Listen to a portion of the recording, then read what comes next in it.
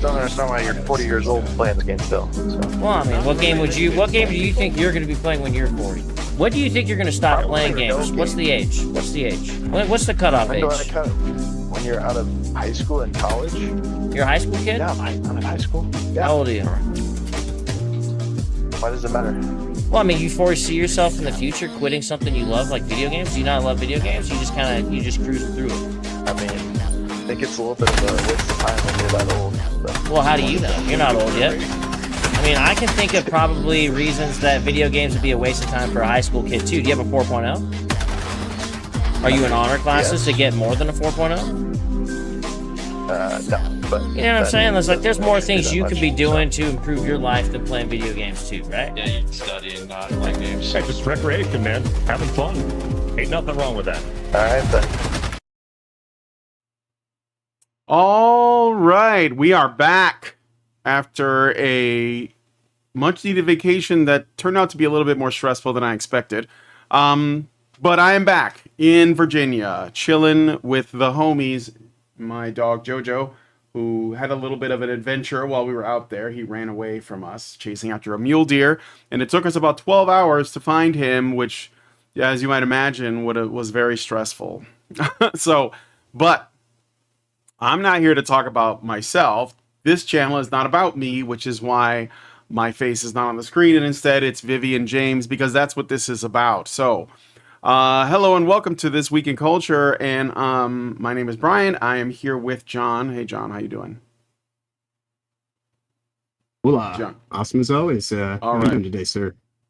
I am well. I think that we might have a little bit of lag between like when I speak and when you hear it. So I'll just try to like shut up after I say something and see. So that way when you chime in, it's not, causing a lot of cross traffic or whatever. So. Yeah, I'm noticing a little bit of chunkiness, but it's just one more thing for the day. Yeah, I suppose so. All right. Well, we have so much to get into because of the time that I had missed. And if you haven't noticed, time moves very fast when we are, talking about things happening in the culture. It only ever accelerates. But one thing I wanted to say before we got started that I just remembered that I really, really, really wanted to bring up. So my main goal here is primarily to talk about the culture as someone who loves beauty and believes that beauty is truth. When people try to sort of, knock that down or minimize or dismiss that, I think that they are working against me. I think that they are my enemy. But I'm going to find this right now. There's a post I saw. I think I shared it on my own channel on YouTube, so you can look at it on this channel. I'm pretty sure. And it is a little, let me go to posts here. It is a post made by a YouTube channel called New Discourses. And in the post, let me see if I can find the post. How does this work? James Lindsay, the guy who runs New Discourses, his whole video series is talking about essentially woke communism or intersectionality, which is what we called it before. People called it woke. And by the way, you should know like what it actually that's what it is. You guys should know, because one of the things that these people will do is they will try to trick you or confront you or do a gotcha. They love gotchas by saying, well, how do you define woke? And if you can't define it, then they get to essentially dismiss your views. Well, we have definitions, yes. But yeah, I know, but what's yours? There's another one. I think it's very simple. It's corporate altruism. Corporate altruism? Yeah. Yeah. I think it's nice and simple and succinct and yeah, it's true, but there is an issue with that, because that would mean people can frame it like you are only talking about corporations.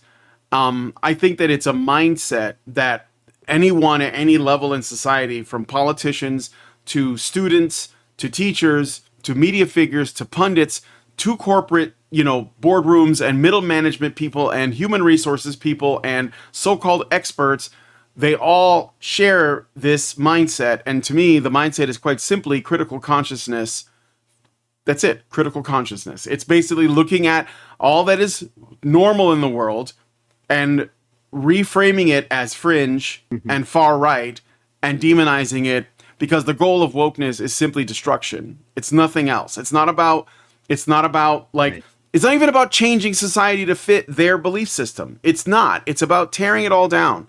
There's I have a few things that I always say when I talk about this stuff. One is when we used to call them SJWs back in 2014, 2015. There were 3 iron laws of SJWs, or wokies, or progressives, gay race communists, whatever. 1, they always lie. 2, they always double down. 3, they always project. So always, like whenever they accuse you of something, it's because that's what they're doing. Or whenever they accuse you of potentially doing something in the future, it's because they're going to do it. So you have to that's what they are about. Right. So that's one. The other thing is, the issue is never about the issue. Ever. The issue is never about the issue. So whatever it is that they're talking to you about, whatever it is that they're criticizing, whatever it is they're trying to destroy, tear down, or control, those things, they're just using those things as a means to an end. The issue is never about the issue. It's always about the revolution. They are revolutionaries. Another thing you have to know about these people is they're not crazy. So I see a lot of people who talk about these people in the Smash JT. I love Smash JT. I like his channel. I think he does good work. Not attacking the guy, but he seems to think that these people he's dealing with are just insane. They're not. They're rational. This is what they want to do. What it is that they're evil. That's the truth. It's evil. It's self-serving. Self-serving narcissism is the worship of the self that is inherently evil. And I'm not saying this in a biblical perspective, because I know some of you guys are not religious. That's not what I'm doing. I'm saying this is all about them serving themselves. They're being very rational. It's very intentional. They're not crazy. They're not being illogical. They're doing what they know will get them what they want, and that's all they care about. And I've been talking about this for 10 years. There are people who are political commentators like Vosh who have said things like that they believe, or Hassan Piker, and I'm like, yeah, these people are evil. They want you dead. That's not an exaggeration. They want you poor. They want you homeless. They want you diseased and sick, and they think it's funny because they want to control the reason why they burn everything down is because they believe that once everything is gone, Maoists, Chairman Mao, he said we had to eliminate the 4 olds, right?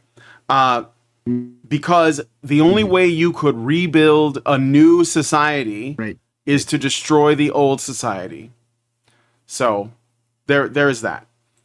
But it's like the burning of the Great Library in Alexandria. You have to disconnect everybody from everything that they used to know. You have to destroy it all. So that's what it is. Okay, so these are, and you have to understand that, because a lot of people, they really want to work with them. They want to try to convince them. They want to rationalize. They want to, and the thing is that you're not dealing with rational. Well, you are dealing with rational people, but their ideology it exists to oppose yours. So you can't work with them. Okay. So what you have to do is you have to deny them your money. You have to ridicule them often. You have to stop caring about their feelings because they don't care about yours. This doesn't mean you need a. Oh, I did that this weekend. You don't. This doesn't mean you have to harass them. I wouldn't even talk to them. I wouldn't engage with them. It's not really useful. But meme on them and tell other people, look, stop trying to rationalize this. Stop calling them crazy, because they're not crazy.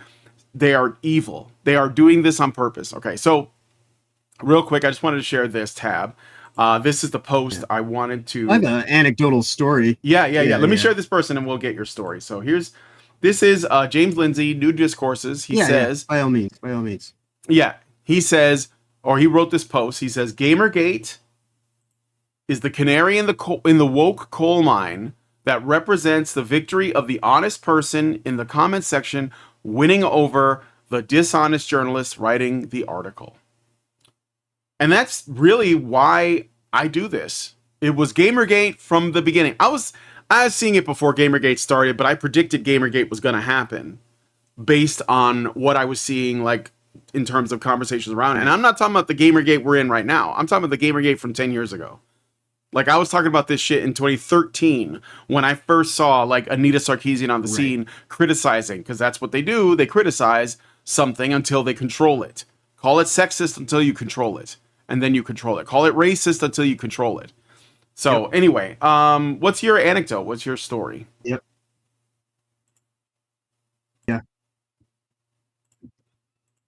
Well, two things, I suppose. I noticed this stuff back in art school. Me too. When I was trying to get into what they called narrative design, and that was in many ways the beginning of DEI in the game industry, because it's the location of what you're even allowed to have in your stories, and so like it completely just offloads the concept of storytelling in and of itself, and makes it this thing that's been constricted that can only do certain things. So that's kind of like just a quick comment, but to what you're saying about like the dealing with these people in a way that just kind of ridicules them, and not engaging. Now I would agree with that to a certain point, but if they come looking for trouble, well, defend yourself, right? And that's kind of what happened with me when we'll get into the Godot thing later. And so I ended up I'd made a comment on which when we get to the Godot story, we'll get into what that's really about. But in that whole Godot thing that happened, I had made a comment in the Godot thread that was going on about it, and one of my friends was in an argument. George Broussard, I believe, if I remember correctly, he's a guy who worked on Duke Nukem. Cool. And so this guy was trying to get under my friend's skin, and so I just basically said to him, you're obviously not here in good faith, and maybe you should just kind of like tone it down a little bit. And 7 hours later, roughly, he had evidently gone to my ex account, possibly to my YouTube, and he just sends me this link, or he, not a link, but he goes and he just attacks me outright in this thread, saying how I'm a racist, bigot, misogynist, what have you. And at that point in time I was like, well, this is not a debate. This is somebody who's trying to attack me, and I got nothing to lose. I'm expecting to get blocked from this Godot thread at the earliest moment that it can happen. Mm-hmm. And I proceeded to, over the course, because I was waiting for a stream to happen. And so in between the two streams I was doing, I basically have like a back and forth, battle of wits with this tranny demon, which I found out you can't type tranny demon into X without it spitting out at you that your post is being limited. But everything else I said was perfectly allowed to go through. But I think perhaps the best part was when we got to the end, when he told me that I was denigrating him. And to which I could only say, you denigrated yourself when you started cutting off your body parts, because that's really what this is. And as you were saying earlier about like the whole thing about these people, like kind of, how they will conveniently lie when it's necessary, and how they're unable to kind of get past their own projection. And it truly is that whole sense, the whole sense that their projection haze is so large that they cannot reach anything, they can't grasp anything beyond their reach of that haze, because it is all encompassing. Everything they see is through that haze, that filter, if you will. And so everything that there is in their mind's eye and in their perception coats everything in reality. And so that's why they constantly see these things that they have to destroy and get rid of, because they themselves are speaking from the heart of their shadow self. Yeah. And it's just the darkness within them that is all that they can see. Yeah, for sure. And so, and speaking of the Godot thing, let's just jump into that right now. So we have this tweet. I'm gonna set it up, and then I'm gonna let you tell us about it, because I don't do coding or any of that. I don't know if that's even what this is about. But Grums made this post. Obviously, Mark Kern doing... No, not really. Well, no, but I mean, he shared this this other post. And he says, this is getting insane. Godot isn't just blocking devs on Twitter. They are blocking them on GitHub, preventing them from getting engine updates. Open source engine, more like closed to own the chuds. And then we have this person named Anthony Waldsmith, says that he was blocked on GitHub. And the Great Rebellion, I think this is this might be the Cult CEO guy, but I'm not certain. But the Great Rebellion posted, WTF, now devs get blocked on GitHub. This is getting completely out of hand. So tell me what Godot is and what's going on with this.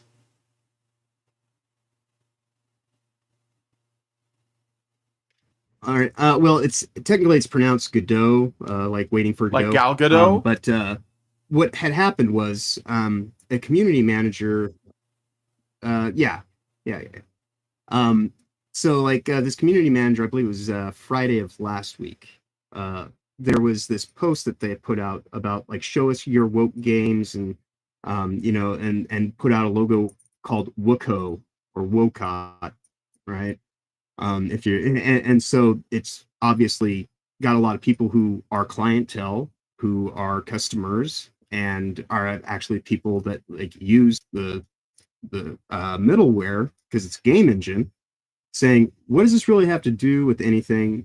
A tool such as this should really be apolitical because, like any tool, if you give me a hammer, I can either build you a house or I can turn it around and just start with it.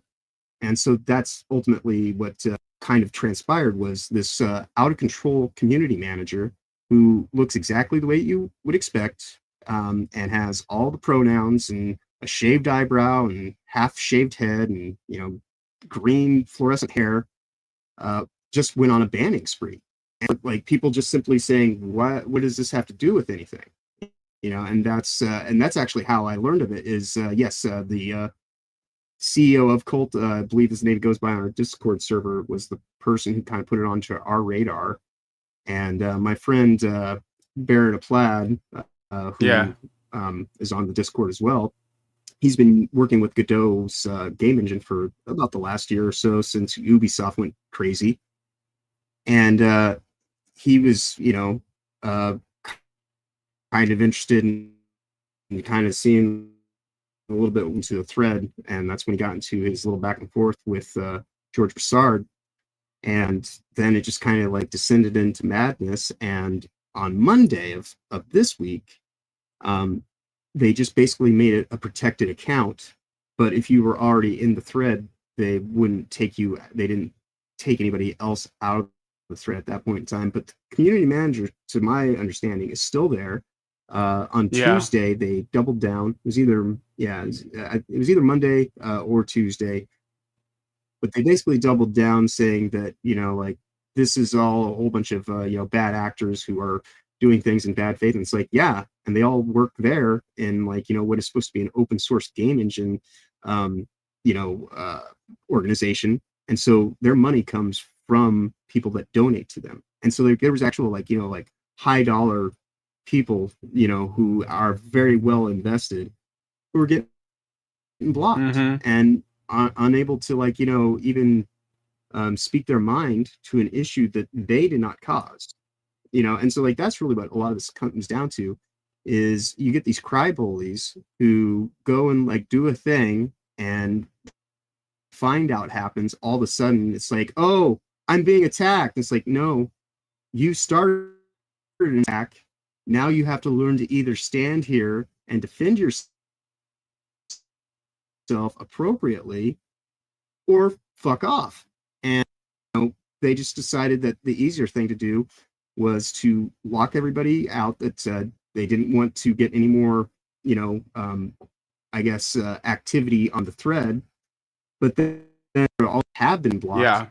There's this huge, I think it's 2 or 3 page long kind of form that you have to fill out, and it's going to take a certain amount of time to get your account reactivated. And it's that's not how you handle this. You fire the CM who's bringing their personal ideology into a business account, and then you unban all the people that got banned because of this activist community manager. and this is not the first time, nor will it be the last time, I'm sure.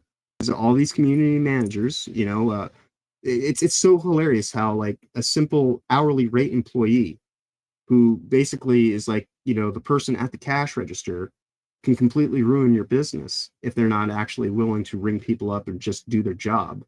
And Yeah. instead want to like, sit there and give you like, like a long song and dance about how they view the. So I made the joke that we should actually make Godot, of course, spelt bigot, for like a fork of the actual version of Godot that's specifically focused on, more conservative, MAGA, just reality-based leaning kind of titles and things like that. But there's another fork that is actually it got put out, I believe, on Friday was the day they said they were going to do the release on. It's called Rero. And so it's ideas that these are people that want to actually make good on the promises what Godot was supposed to be, but don't really have, any concern about like ideological allegiances or anything like that. Because again, these are tools, like if I run a construction company, I should be able to buy the tools that I need. I shouldn't have to fashion a hammer. I shouldn't have to make a, bandsaw. I shouldn't have to do all of this, right? And if I do, then what's the purpose of this company? And that's kind of where the situation just is it's just hanging. Nothing's really kind of gone either way since. And so it's just a giant, huge mess. And Godot is having their Bud Light moment. And, it's really just kind of one of those things where it's like the ideology in the game industry is so pervasive at this point in time that, all we can really do is look to people like, the guys who made The Great Rebellion for actually good quality games that play well mechanically and have a really great soundtrack, all that kind of stuff, like everything that you want from game without any of the fuckery. And the great talking about the outgrowth of woke culture doing its overtake. If it's left to its own devices, where we'll end up in the world, and 50. I mean, like the 2030 plan. Yeah. Is their whole big thing, but I think they're realizing that to get that taken care of in the course of the next 6 years is going to be a little too rough. So they might have to wait until the Zers and all that of this generation are a little bit older, and it's like you plant trees, propagate new things and things like that. So they have to wait for us olds to die out while still kind of applying the ideology to these younger and younger generations. But we have that because it benefits them. A lot of these ideologically minded people that are more towards appreciating what woke is are more often than not women. And then it's a feminine my nephew's age and it's a feminine ideology. Or, so 20s to 30s. Yeah.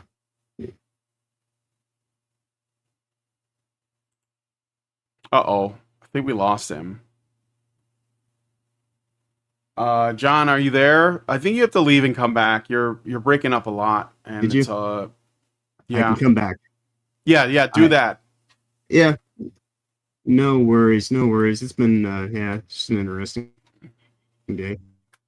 All right, John's gonna come right back. Anyways, I'm gonna talk about you do what you're gonna. The next thing, but I would say this. Maybe you guys can help me out with this. I know now it's two Vivians. Isn't that weird? So here's what I want to know. Can Godot lose money? Like, can GitHub, sort of suffer from the consequences of a free market? Is that possible? Harry Pierce says there is like 20-second delay in the dude's internet. Yeah, I don't know if it's me or him, but I've been like monitoring my my stuff to make sure I don't go over. So I don't think it's me. But maybe if it is, then you'd be experiencing some lag right now. So anyway, can there be actual consequences to Godot if people don't use it because they have like weird like community manager shit going on? Are you back? All right, let me plug you in here. Hold on a second.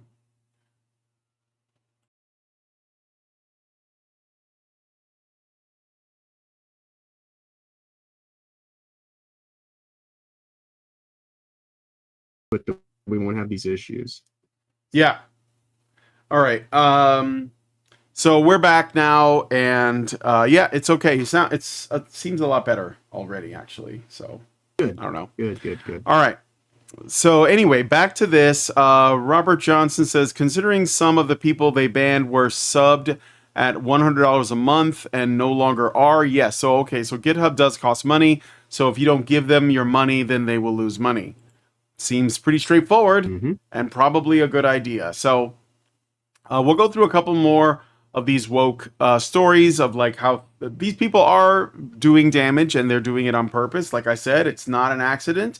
They need to be removed. That's it. Like a cancer, you have to cut them out of your companies. And the only thing that is kind of frustrating is getting the companies to see that this is not good for business. And the only way they're going to know that is if people stop giving them their money. And they have to have a pretty like almost zero tolerance, if not zero tolerance approach. They have to be like, no, I'm not doing it because your community manager is shit or whatever.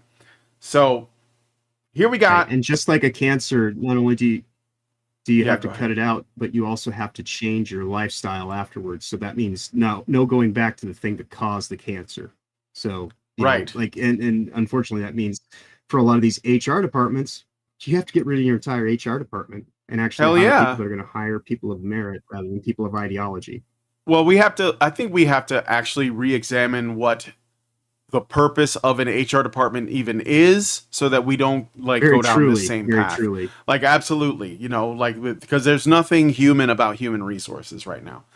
All right, so we got here now. This from Smash JT shared this tweet, and it's about this vocalizer that essentially does subtitling for, I think she localizes the Japanese games and anime. Now this is, if you're into anime, we don't talk about it much here, but I think it's important to point out that obviously these people are an infection that affects that as well. They try to they gaslight you into thinking that they're trying to alter it because of cultural differences, or they're changing the context, or they're trying to be in context or whatever. So I want to read this out and play this video, and then we're going to look a little bit at the activist that is behind it. So Smash JT says, localization is unhappy that people are educated. Gets in the way of the message, or people are educated. Don't worry, subsequent gaslighting ensures you don't know what you're talking about because these vocalizers are professionals and you're just the idiot. And we'll play this clip. Not only that, but when you're subtitling, everybody can hear what they're saying. And you have a lot of people, especially young people like millennials and Gen Z, who got really into Japanese through anime. So they started learning a little bit of Japanese. So they are very loud on social media when they hear something and they're like, wait, that's not what the subtitle said. These people don't know what they're doing. And it's like, no, you guys, this is a skilled profession. We know what we're doing. We didn't change it to spite you in your Japanese 101 class. Like, this is actually what they said. You just don't understand the challenges of it. So she's just lying. Remember when I said SJWs always lie? This is a lie. So what the problem is that they want to change what's being said. Whenever somebody says, you guys should probably have heard this, okay? Whenever somebody makes an appeal to authority, where they say, look, we are the professionals, we know what we're doing, you don't, they're lying. Like because they're not confronting the actual argument. Like people are making the case that the language does not match what the subtitle reads, and the subtitle is including sort of like westernized, language, but also their ideology is creeping in. It might be in little ways. They might just say the word patriarchy once. They might just say the word beauty standards. They might just say, some colonialization, whatever. They just throw it in there. And then if you catch them in it, it's like the Mott and Bailey thing. Okay. So they go to the Bailey, which is what they're really trying to do. Well, and then when you call them on it, they retreat to the Mott and say, no, we're just cultural context, guys. We know we're the experts. We're professionals. Right. Well, there is one part. There is one part though that which she's saying is we know what we're doing and this is the way that it's done. She's referring to narrative design. Yes. And trying to like not actually, you don't know what this is, and it's like, yeah, but narrative design in and of itself is a corruption of storytelling. Yes. And it is one of the foundational bricks to the whole DEI initiative. It absolutely. So here is the person that we're speaking of. She's blocked basically everybody, which it shouldn't be a surprise. Katrina Leonokadakis. And she is a localization producer, Japanese English specialist. So she's a pro because she said so. And the things she's into, whatever. She, her, pronouns in the bio. There you go. That's all you need to know. If you see that, then you know what's up. And she's like, I'm not sorry for what I did to Inukai 3. Now, I don't know what Inukai 3 is, but what she's saying is, I butchered your thing, and I don't care. I'm just driving it home, guys. These people are evil. They don't care about the thing that they're working. They don't care about the industry. They don't care about the company. They actually hate the fan base. They hate the people who support this stuff, and they're okay with just tearing it all down. And here's another one. This must be, I don't know, it looks like porn or something, but I don't know. I am unfortunately doing some of my finest localization work on the anime about the high school girl who is legitimately sexually attracted to a corgi. So I guess I don't know how true that is. I haven't watched the show, but these are her comments. And then somebody in the same named Aini says, I'm honestly curious, so you are transforming the translation because you don't like the material given to you? Or an officially published project? Why not take on another project instead? And then she says, number 1, this may surprise you, but I love the material. Number 2, the translation is not for you. Translation, you are not the intended audience. So anime fans that watch the material are not her audience when she localizes stuff. Right. Okay. Do you have anything you want to say about that? Because game designers should not be making games for game designers. You're making games for an audience. And the audience is not you. Like, that has just always been one of my design principles is I want to make something, even if I want to put my shit in it, I need to make sure that whatever I'm doing ultimately is to the benefit of the end user, and they can take or leave all my stupid storytelling stuff. And, as long as it's got like good play dynamics, it's got a good hook, all the mechanics are where they need to be. Yeah. You can probably slide a little bit on some of that stuff, but it's so, just in your face and just pervasively done these days that, they will go out of their way to make sure that you can't even enjoy what would even be a playable experience, even if the mechanics are good. But generally speaking, these games are trash in terms of, not only what they do to the narrative in there, but, oftentimes they have people that are just kind of iPad kids that grew up that don't know how to actually do the real work. So they use the exact same game engines over and over and over again. So, I mean, the new Wolverine game is coming out soon, which we all know, or should all know. If you don't, is based off of the Spider-Man engine with Mary Jowls and all the rest of the Mary Jaws in that game. I'm guessing that Jean Grey is gonna be fucking jawed up. So if they put her in the game, yeah. Oh, I'm looking forward to not buying it. A picture of it. Yeah, I heard. Right. But yeah. So anyway, let it all. Like they want to tear it down, then we'll only support the people who don't, and that's kind of where I'm at. So, all right. Let's move on to the next thing because there is a lot here. I want to get into. Yeah, let's look at this prick. All right. So here we have a Tolkien professor, putting it in quotes, Corey Olson, who makes the claim that, quote, there is no such thing really as canon in Tolkien, while defending the, I guess, horrible show that I will never watch and I don't even acknowledge the existence of, Rings of Power. So I'll read a little bit of this article from That Park Place. I call it Shout out Rings to- of Prime myself. Yeah, Rings of Prime, yeah. Toilet Rings of Power. Thank you for subscribing, Keith Batiste. Thank you so much. Appreciate that. So, Carrie Olson, who's dubbed himself the Tolkien Professor, recently made an absurd claim that there's no such thing really as canon in Tolkien while defending the Rings of Power. In a clip uploaded to the Lord of the Rings on Prime's official account on X, Olson states, quote, first thing to specify is that there's no such thing really as canon in Tolkien. Tolkien's ideas were ever evolving. Ironically, he then cites the text of the Lord of the Rings. It's like saying... Yeah, go ahead. Well,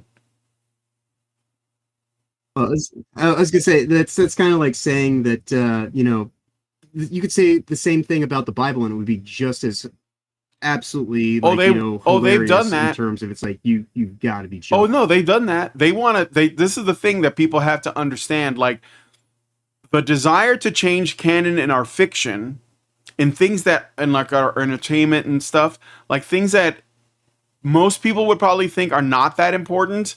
Anything that's but they wouldn't think that it's like crucial. Like it, like they normies would say, and some people who are like culture junkie types will say, well, it's like an Elseworlds, or they just made this little change to the canon, and it's annoying, but I don't care, right? Like this is what your average person who isn't really like a passionate fan of something would probably say. They would just excuse it in some way. But what they don't seem to get is the purpose of changing the canon. Culture. But what they don't seem to get is the purpose of changing the canon in our fiction is to change the canon of our reality. So like we already don't get the truth from our history classes. It's all bullshit. We don't get like the full story on shit that's happened in our past. History is treated like a series of important events with nothing in between. So that's already wrong. They have tried to reinterpret things like the Bible and claim that it is something that, it just depends on how you look at it, which is also untrue. So even if you're not a big fan of the Bible, whatever, that's your business. They are trying to change it. So this isn't like, the Harry Potter books or something. Like this is the Bible, right? And they've also claimed, the same people have claimed that the Constitution itself is a living document that can be changed. If we accept the terms of those things, then we accept all of them. So like that, they're obviously going to do that with Tolkien. They were waiting for his son Christopher to die. Like they were waiting for it. And the moment it happened, they pounced on it because the other members of the Tolkien family, they didn't care enough about the material. They didn't feel the need to protect it. And so they just sort of let this happen. So yes, Norwegian says, I guess that's why Tolkien was fiercely protective of his work canon. Yeah, because he knew that's what they were going to do, and they are trying to do it. And what we, as fans, have to do, if we don't like this, is completely reject this whole thing. And ultimately, I think you're going to have to end up fighting people who want to change the canon and things that you might otherwise not care about, just because you don't want them to get a foothold anywhere, because that is the purpose. So like, no, the Constitution is not a living document. No, people today are not smarter than the founding fathers. No, the Bible is not something you can just reinterpret to match whatever you want, to excuse yourself for whatever. It was, it's tremendously old, and it served, the wisdom in it is serviceable for most. And many of you guys are following the Bible's teachings, even if you're not religious, if you live in a Western country, because the Western country was built on those teachings. So you can't let these people alter it, because that's... To your point, Cenk Uygur from TYT was victim shaming the people that are being kind of put out by the hurricane that happened, and he tried to use some passage in the Bible about how if the seed is not, the whole thing about how, like, he was trying to say that abortion is endorsed by the Bible, and because this state is a red state that's kind of like, wants to have states' rights, and the ability to, determine that stuff, that this was God punishing them. Yeah, no, but that's what I'm saying. Interesting. Like, this is like, it's all about say like, the oh, you believe in this thing, I'm gonna come in there, I'm gonna subvert the thing, and then I'm gonna change the rules of the thing, and then I'm gonna hold you to the standard I just made up, and then call you a hypocrite if you don't follow it. It's gaslighting, it's lies, and that's just the truth of it, you know? Like, nah, I'm not gonna accept it. Tolkien created his world, it's his. Let it be what it is, but they can't. They can't do that. So let's look at this video here. I want to share this tab and close this. This is Professor. It might be, if it's too long, I'm not going to play the whole thing, but this is short. It's like 2 minutes. First thing to specify is that there's no such thing really as canon in Tolkien. Tolkien's ideas were ever evolving. We're going to go into Thank you kindly, Grando. Oh, God. In the text of The Lord of the Rings, we are told that Gandalf, with the other wizards, arrived at around year 1000 of the Third Age. And in his later years, he was playing with the idea of maybe Gandalf coming sooner, maybe some of the wizards coming in the Second Age and taking part in the wars of the Rings of Power. When it comes to Gandalf, that's the most common name that people know him by. But what are some of the other names? Like a personal favorite of mine is Olorn. He's known as Mithrandir among the elves and in Gondor.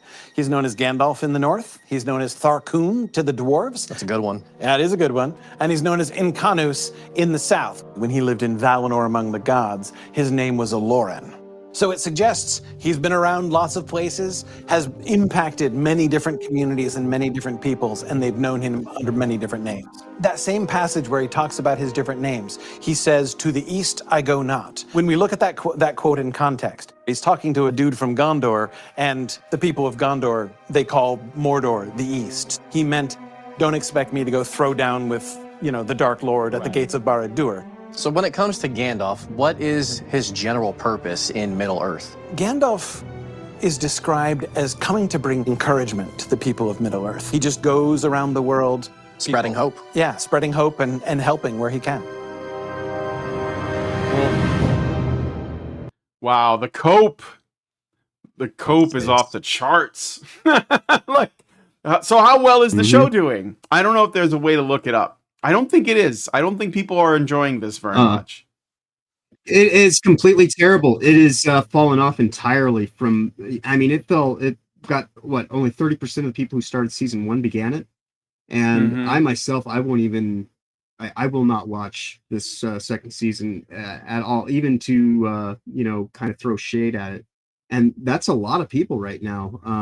In my circles that I frequent on YouTube and whatnot, a lot of people are they're done. It's not even worth the ridicule. It's not worth putting up with it for any length of time. I mean, this is just completely debased itself and made itself completely irrelevant. Yep. Yeah, so they're coming for, and you guys knew this when they announced that they were going to make this. I mean, they also did it with the anime. What is it called again? It's like the anime about the Whore of the Rohirrim. Yeah, the Whore of the Rohirrim. Roar of the Rohirrim, whatever. So that's just, again, this is the thing, like this is how they operate. Okay, they either try to gaslight you into thinking that, oh well, there's so much open that we have to explore and we can do new things with it. No, I don't care if it's somebody who knew Tolkien personally. I don't want anyone touching this material. This is why they come after this so much? Right. Because it's conservative. That's the truth of it. The Lord of the Rings is conservative, and they can't stand the fact that it's so popular. They can't stand it, and they have to come after it. I'm sorry. That's the truth of it. There isn't a lot of conservative work out there that's popular, and most of what little there is out there that's popular is popular on its own merits, or it's popular accidentally. And so this and the Chronicles of Narnia are the two big ones, and they're gonna butcher the Chronicles of Narnia. They got what's her name to direct. I don't know if it's a show or a series of films, but they're gonna get Greta Gerwig, feminist director of the Barbie movie, to make the Chronicles of Narnia. And how could she possibly do that?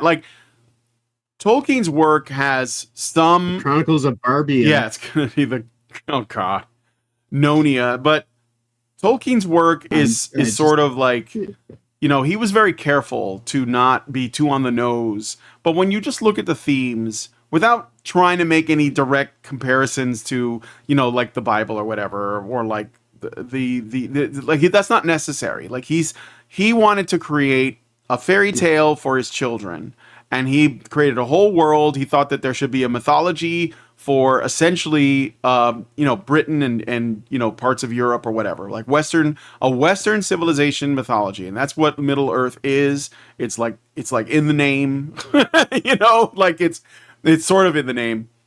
Right. But for the most part, yeah, the word Lord there is show. So and you know, he was often confronted by journalists even when he was alive, and they were like, what are you saying? What are you saying with this? Is this a reference to this conservative thing or that conservative thing? And he'd be like, no, I'm not trying to do that. And if the truth is, he probably wasn't, but like, your own values come out in your work. Like, if you create something, your values come out in it. Okay. But C.S. Lewis, just like these Wokies. Yeah. But, you know, but C.S. Lewis, the guy who wrote Chronicles of Narnia, he was a convert. So he started off an atheist, and a very staunch one at that. And then like he knew Tolkien. They went to like, you know, the same school, and you know, he wanted to write. And then over time he converted. And so he wrote the Chronicles of Narnia. And if you've read those books, they're way more on the nose, like way more on the nose when it comes to the biblical parallels than Tolkien is. And so when you're someone like a woke feminist like Greta Gerwig, and you get your hands on the Chronicles of Narnia, it's even more appealing to tear this down, because now you have like, you're like a midwit, right? So you don't really know what Tolkien is going for. You just know you don't like it, and you can't put your finger on why. But with Chronicles of Narnia, she knows what she could attack. She's like, oh, I'm going to come after. So yeah, be prepared. It's going to be subversive, because these people love that, which means it's going to be destructive. So right. Well, these are people that think that they can brute force a lie into the truth, and if they just repeat it enough, somehow that makes it so. And it's just like, no, you're just habitually lying, and you know, like you're wanting the whole world to be deceived. You know, if you have any kind of connection to anything in the Lord of the Rings, you're an agent of the darkness, and you know, these Wokies are, you know, they're Uruks, they're orcs. You know, like they're just full of their demonic forces, and they're unleashed and unhinged, and they only know how to do the one thing, which is to destroy. And so, like, season 2 of Rangs of Prime, the big thrust of it is that the orcs are the downtrodden. Orc lives matter. Oh yeah, is basically what they're trying to get at. Well, again, this is the thing that's at the base of their theory. Okay, so I've made this video before. I talked about how queer theory has nothing to do with being gay or trans at all. Queerness is not a sexual orientation. Okay, queerness is considered an identity without an essence. Queerness is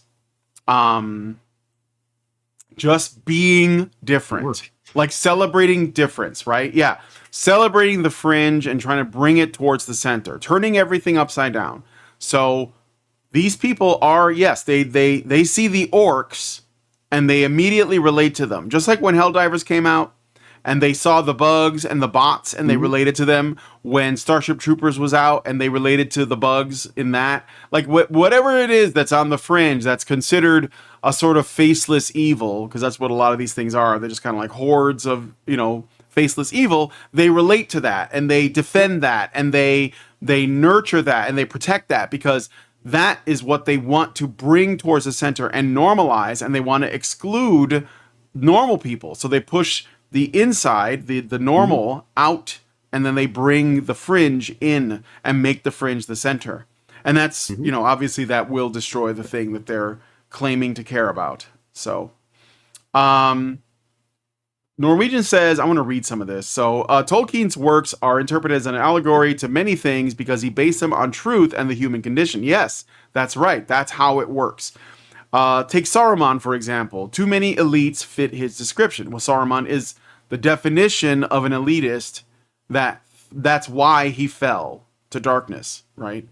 So because he thought he was smarter than everybody and that he knew what was best for people. He was externally motivated rather Yes. than like having good intentions in his heart to lead him. He was just focused on like being, opulent and kind of, worshipped and, the best. I am most high, Yes, yes. All right, well, thank you for the comments. And again, guys, thanks for joining us on the stream. Please hit like, help us reach more people. It'd be really great if you did. And if you want to send us a message, you can do super chats and rumble rants if you like. And I will be sure to prioritize that content. Okay, so let's move on to the next thing. Dragon Age. So there's a few things I want to say about this. So I missed the whole Zipper Tits fiasco. But I think that it ties in anyways. Like, so Dragon Age, the Veilguard game director, who describes himself as a queer-o-sexual gendermancer, claims game is inherently queer. Remember when I talked about queerness? Yeah. It's not I would say gay. queermo.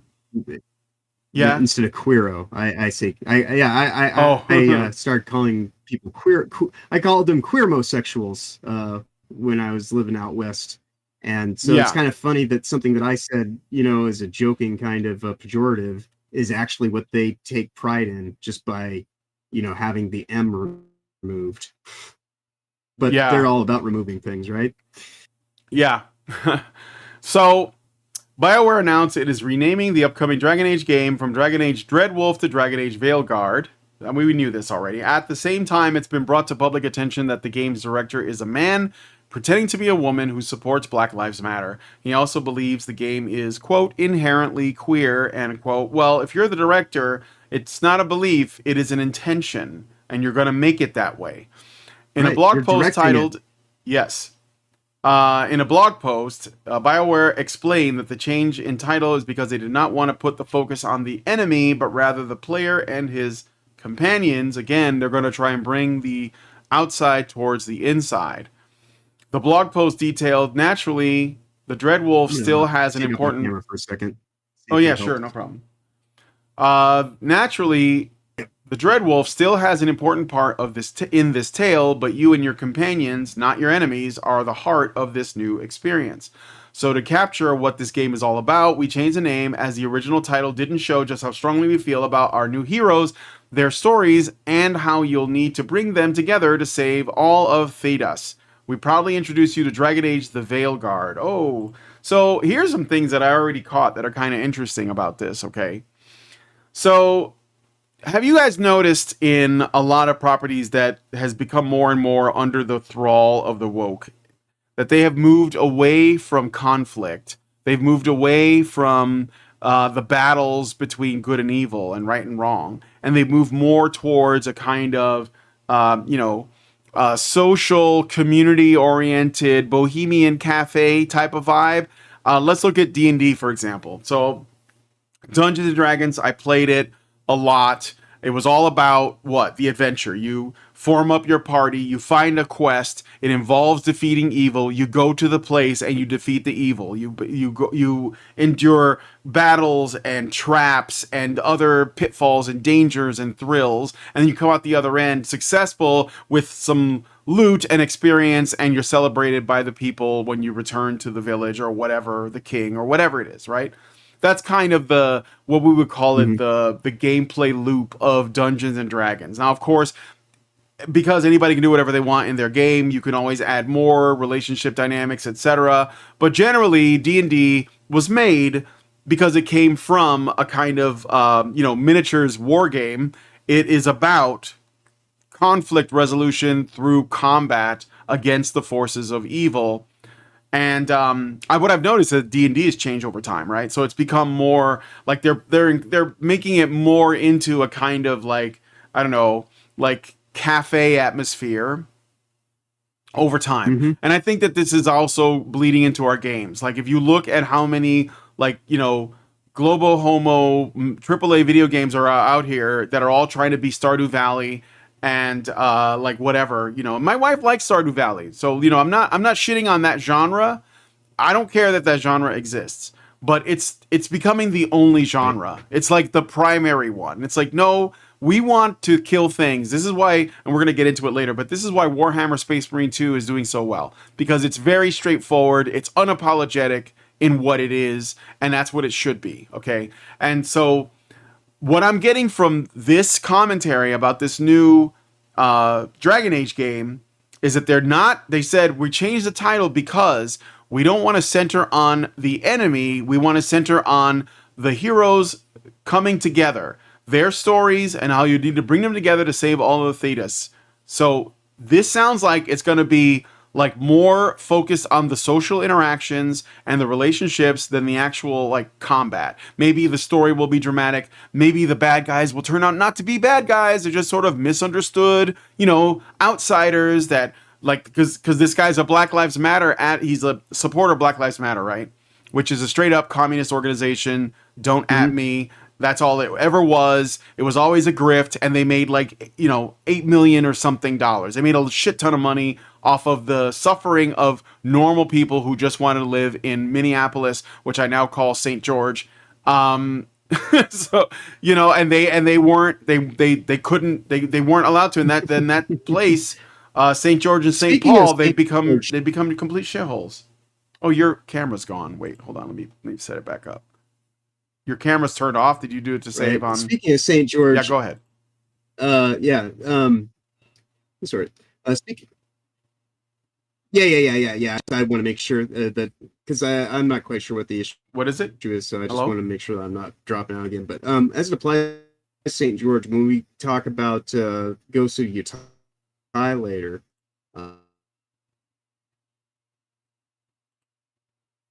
Yes. Ghost of Yotei, the PlayStation. And we were. Hello? If you. Oh. John dropped again. Okay. I'll wait for him to come back, but in the meantime, we'll keep going. And here's JoJo, so that you guys are. Hey JoJo. Hey JoJo. Hey JoJo. You're looking at me, but he's giving me the side eye. Anyway. John will be back, hopefully, pretty soon.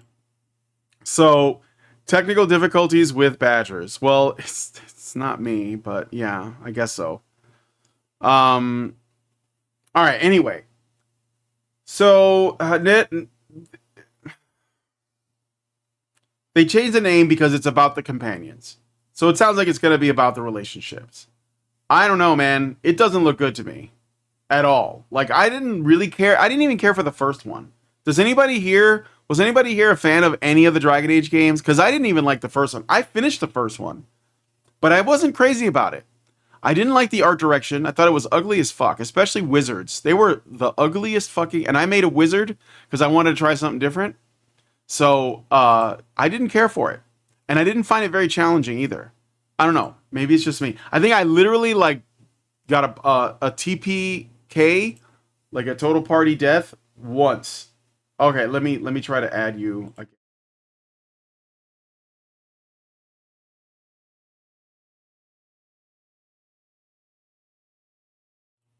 So you should be popping into existence here in a second. Yeah. Okay. Yeah. But yeah, as you mentioned, St. George, the Ghost of Yotei game that we're going to be talking about later, I believe it was on Hypno's channel, Hypnotic. They superimposed George Floyd's face on top of Yasuke, the character that's supposed to be, the protagonist of hold on, sorry, it's not Ghost of Yotei. Assassin's Creed Shadows. You're talking about Assassin's Creed Shadows, yeah. So Yasuke is evidently the face model is directly, it's George Floyd. Yes, in a I know. Garb. Yes, so no, they based Yasuke's appearance on George Floyd. Like, the guy has done so much more after he died than ever in his life, I think. Like, he has been made into a fucking celebrity. All he did when he was alive was, all he did while he was alive was sell drugs and overdose on fentanyl. Yeah, he was like a low rent criminal for sure. And the thing is, this is what they're celebrating. Like, they don't even want to acknowledge the reality of that. But anyway, I digress. If you're curious, though, you should check out I think I did a stream on either this channel or my other channel where I went through a whole documentary and talked at length the whole George Floyd thing, like a completely needless chaos. Completely. But anyway. All right. So Dragon Age. Back to Dragon Age. So it doesn't. I was just saying I didn't even care for the original Dragon Age. And it's going to it's going to be garbage. Like, yeah, it was never my thing. I didn't even like the first game. I don't know why it took off. I just don't get it. So at all. But there was another thing. You guys it was probably made by EA, so that was always my thing. That was like, no. Yeah. EA You guys, BioWare. you guys probably heard about the whole like customization thing. I'm going to try and find the video on my channel here, or on my Twitter page, because I'm pretty sure I shared it. And it was a video clip where a woman talks about how your Veilguard character can have pronouns and you can give them top surgery scars. That literally makes no sense. It literally makes no sense. Right. It's like fantasy reality that has nothing to. Yeah, it's just like, what does this have to do with any of this? And to me, like, getting your tits cut off in the setting of this game does not seem like something people would seek. It seems like it would be a form of punishment. And a way to kind of ridicule someone by making them suffer for the rest of their life by disfiguring them. So I don't know. It's pure cope and ideological insanity. Well, again, like, who really like, guys, please don't support this. Okay, tell people not to support it. Save your money. There's another like an indie RPG that's coming out. Right, actually, it's in early access right now. It's called Monomyth, and I just watched a little part of a video put up by Splattercat Gaming. If you like you remember Kingsfield, these like first-person RPGs, it's like that. It's like a throwback. Check that out, okay? It's like straight up. It's literally called Monomyth. So the people who made it understand the Monomyth. They understand Joseph Campbell's work. I would say, if you want an RPG fix, play that. Not Dragon Age. It's dead, guys. It's dead. It's dead, and it hasn't even come out yet. Let's see. I wanted to find the video about that, but I don't see it here. But I do have something else that I thought was kind of funny. So let's look at this really quick. I'm going to share this tab instead. And I'm going to put it on screen here for you guys to see. So they're doing their Game of the Year awards at IGN, or they were. And Grums is saying, he's suggesting that they've cheated. It says, IGN appears to manipulate user votes for Game of the Year to erase Black Myth Wukong's substantial lead. Look at the timestamps and vote counts. Wukong drops from 90% to 74% in the span of an hour. They did this at 5 a.m. when most were asleep. But look at Final Fantasy in the number 2 spot. It doesn't gain much at all. Same with Helldivers. So here is, like the stuff people were into. So we have Black Myth Wukong is 94, 90%, then 88, then 85, then 84, then 74. And this is like over the course of, very late at night. And I thought that was so funny that I had to share what I thought it looked like. So if anybody gets this reference, I don't know, let me know. But that's kind of like the same thing, right? In the middle of the night, suddenly there were like a reduction in votes or an increase in votes. And it just sounds really familiar. I feel like, time doesn't always repeat, but it does rhyme. So, can you see that, John? Are you there? Oh yeah, the graph. Yeah. I hope I am. Can you hear me? Yeah, no, you're here. Okay. Yeah, I can hear you. Yeah, you're talking about. Okay. Yeah, you're talking about the graphic with the red and blue lines on it. Looks kind of like an F. Yeah. Yes. F's in the chat for Black Myth Wukong. Apparently it lost, or it's going to. I don't know what ended up happening with the Game of the Year award. I know that there are some games that probably deserve it. I don't know like what you guys think Game of the Year is. I know the games that I have enjoyed the most but they probably won't get nominated. I've enjoyed #Blood. I enjoyed The Great Rebellion. I enjoyed Space Marine 2, and I even enjoyed Helldivers 2 despite all of the controversy. But I don't think they're gonna win. I think they're gonna give it to some bullshit other game. Are you Most there? likely. Yeah, and like the thing that the image most reminds people of probably is you know, a certain election we had about, I don't know, 4 years ago. Hey, I don't know what you're talking about. YouTube, please don't you know, I'm at me. Yeah. Right. Okay, so let's go It was to for Dogcatcher. yeah, let's go to the next thing here, and I'm like slowly getting rid of tabs as I go to like save on memory, but I'm pretty good on that. Resources I'm pretty good on that available. right now. I did get a couple super chats I should probably read really quick. So Dean Domino, thank you, Yeah. gives us $4.99 and says, I know you prefer older anime, but you should check out Frieren, pretty good series, and it pissed off wokies. Then he gives another $4.99 to complete his thought and says, probably because the demons remind them of themselves. Demons don't speak to communicate, only to deceive. Ah. Yeah, I've heard things about They it. are I just Legion. yeah, I've heard a lot about it, but I haven't really And they had. refer to themselves in pronouns. Yes, the demons do. Have you watched this show? Oh no. I'm just saying, like, you know, generally speaking, like in the Bible, like we are Legion. You know, like Oh, the yeah. whole thing about like being a Legion of bafflement. You know, like you have both genders, and you're just kind of like a construct of evil. Like, you know, For sure. Yeah, for sure. For it's sure. all it's yeah. Okay, so what else? Oh, I wanted to talk about this this guy.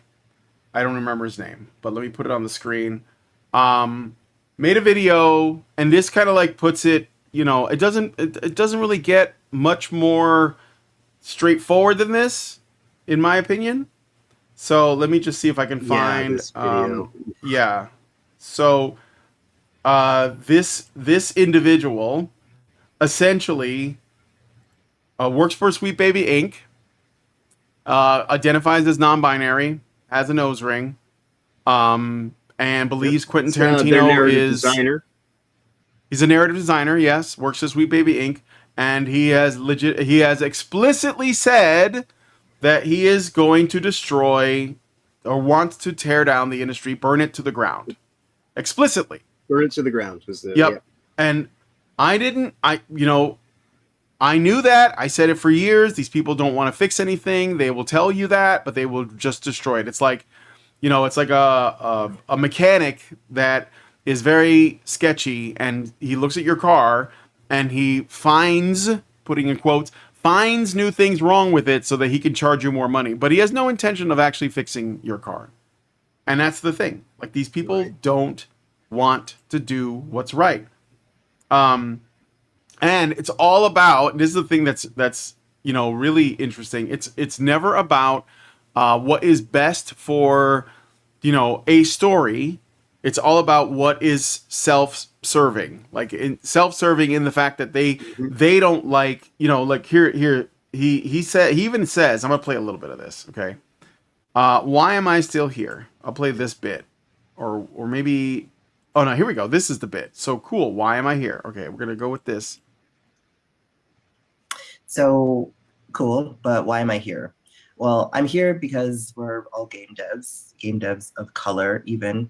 And I think a lot of us, given our shared experiences, have seen how limited in scope and imagination entertainment can be. Obviously, a big part of that is just the reality of working in a creative system that prioritizes capital over telling stories that truly entertain, enrich, and benefit people. So he says stories that prioritize capital. What is he talking about? Come on. Are you guys like getting the commie language? Do you hear it when they say it? They put it in like these flowery terms, but what are they really saying? We don't like that people have choices that when it comes to how they spend their money. That's it.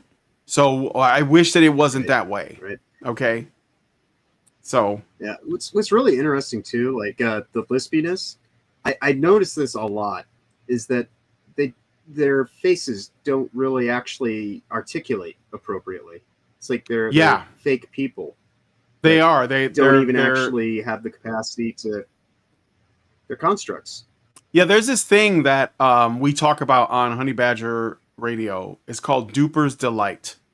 And it's the face that feminists make when they are getting away with a lie and they know it. And it's basically like this half smile, this smirk, okay? And they can't control it.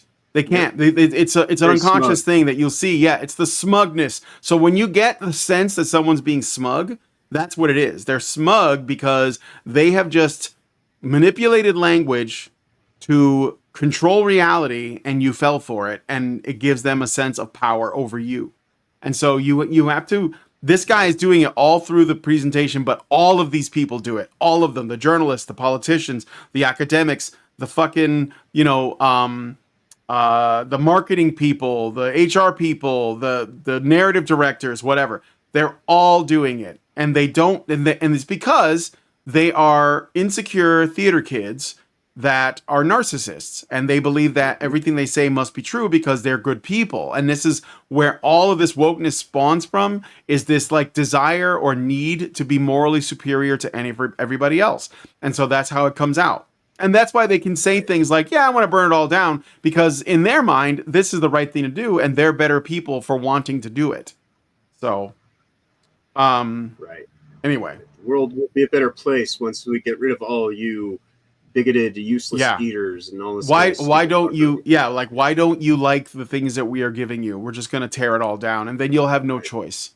Which is really hilarious, because they're like so self-destructive, because like these are the people who openly go and get themselves castrated, or get hysterectomies done, at the middle of a fucking DNC event, Yep.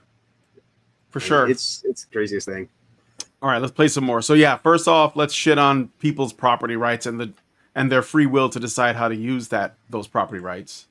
But beyond that, there's also a large extent to which many of the people seeking to tell stories in games simply don't know how, which is fine. That's why we at Sweet Baby do what we do. That's bullshit too. What do you mean? Tell better stories. Like there are stories that didn't need your input that are probably way better than anything you guys could come up with. But see, it's not about better stories, because what does that even mean? What does it even mean to tell better stories for them? It means stories that fall within the constraints of narrative design and their limitations, so that this is off limits and you can only do the thing that we find to be morally upright and obtuse. And the thing that everyone, like, this is straight out of, like, the Devil's Playbook. I will make you be good. I will make you be perfect, And, like, and that's why, like, the greater good has always led to the worst evil in humanity. Yep. All right, let's keep going. So, yeah, the cooler stories, they mean their stories. But we hit a wall sometimes when it's not just that creatives don't know how to tell a story well, it's that they want to tell a certain story, and a certain story that often they're unequipped to tell. And when I say unequipped to tell, I don't mean in terms of resourcing. I mean in creative people or teams who want to tell a story, they don't have the identity, perspective, experience, or empathy to tell. So, okay, I'm going to dig into this any deeper than that, but he's essentially saying that only Sweet Baby Inc. has the right approach, or other sort of like connected, or similarly ideologically focused groups can actually tell a story from the perspectives of the character. Now, if I was a game developer and they told me that, I would say, from now on, all my games are going to have straight white men in it, period, like forever. And you know what? I would be okay with that. I'm okay with that, because if it's going to be so much of a pain in the ass to put a character that's not a straight white dude in a game, I don't want to do it. And I don't think any other people should do it. Like, they just don't do it anymore. Just stop. Just don't do it. The funny thing about this is these people open themselves up, and what they truly reveal is that they don't believe in the human experience. No, they don't. Because again, they are social constructs. they're human they're human shaped locusts here to destroy all of the good crops that we've cultivated over space and time. Yep. Read a couple of notes. I'm going to read a few notes from his PowerPoint here that sort of like tells you what kind of person we're dealing with. Yeah. So, why am I still here? To stop people who are uncomfortable hearing that not every story is theirs to own. That is, I'm here to be offensive to the approved groups like straight white dudes. To prove that spaces where whiteness doesn't have to live is where some of the best stories are told. And when you do genre well, it's about going deep into that well of discomfort and telling a story that has bite. When he says that, he means is offensive to the correct people and attacks the correct people. Which, that's it. That's what it is. Right. It's about let's be offensive. And then it's like, why didn't you buy my game? Because that's what it comes down to. Why didn't anyone buy Dustborn? Because it was cringe, and they didn't want to deal with that shit. Okay? He goes into Blazing Saddles and talks about how he loves it, not because it's offensive, but because of the way that it exposes, the evil white people in the movie.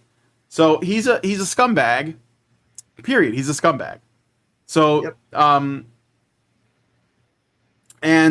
don't think that they deserve any respect. And we should ridicule them. So, and they can't escape their identity. They can't escape it. They're it's like the worst thing. So, all right. So I wanted to show let me see. I want to get into some good news. I think that we have some good news. But first, we should talk about Ghost of Yotei. Yotei. All right. Yotei, yeah. Ghost of Yotei. Yeah. Not to be confused with Assassin's Creed Shadows, but it is weird that both of these are kind of like similar. Ghost of Yotei is kind of like all the witch games or witch. Oh yeah, the witch stuff. Right they work through the power of because it's all reinforcement. They just keep beating you over the head because it's that whole thing about if I brute force a lie into reality long enough, well, now it's better than the truth because it's the thing that everybody has to look at, and all that stuff that actually ever was. Well, now that's the lie. You've been deceived your entire life with all these things that were just natural and just apparent through the human experience. But no, you need your narrative controlled. Yeah. So, so you guys probably you've heard of this game, Ghost of Yotei? I keep getting it wrong. Whatever. I don't care. Yotei.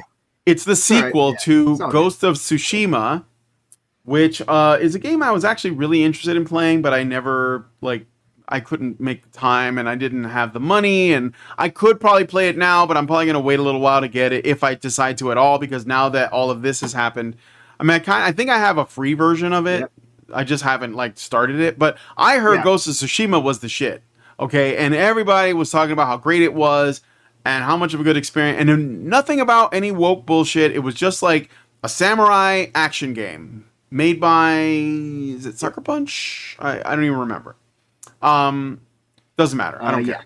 Sucker Punch, right? Okay. Because I always get Sucker Punch, and there's another developer, not Naughty Dog, but there was another Sucker Punch and Rocksteady. Sometimes I get those a little bit mixed up, but yeah. Yeah. Okay. So, so we have this new game just got announced, and it's a sequel to Ghost of Tsushima, but it doesn't bring back the original hero, the original main character. Instead, they're going with a woman, and everybody's flipping out. Okay, so I want to be. We don't know anything yet about what the game will contain. Okay, we don't know that it's going to be politically charged or whatever, but there are a few things that we do know. We do know who is going to be playing the role of the character in this game.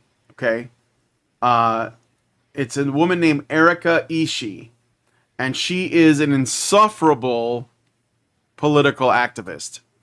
Theater kid, actress thing. For both. In what? Yeah.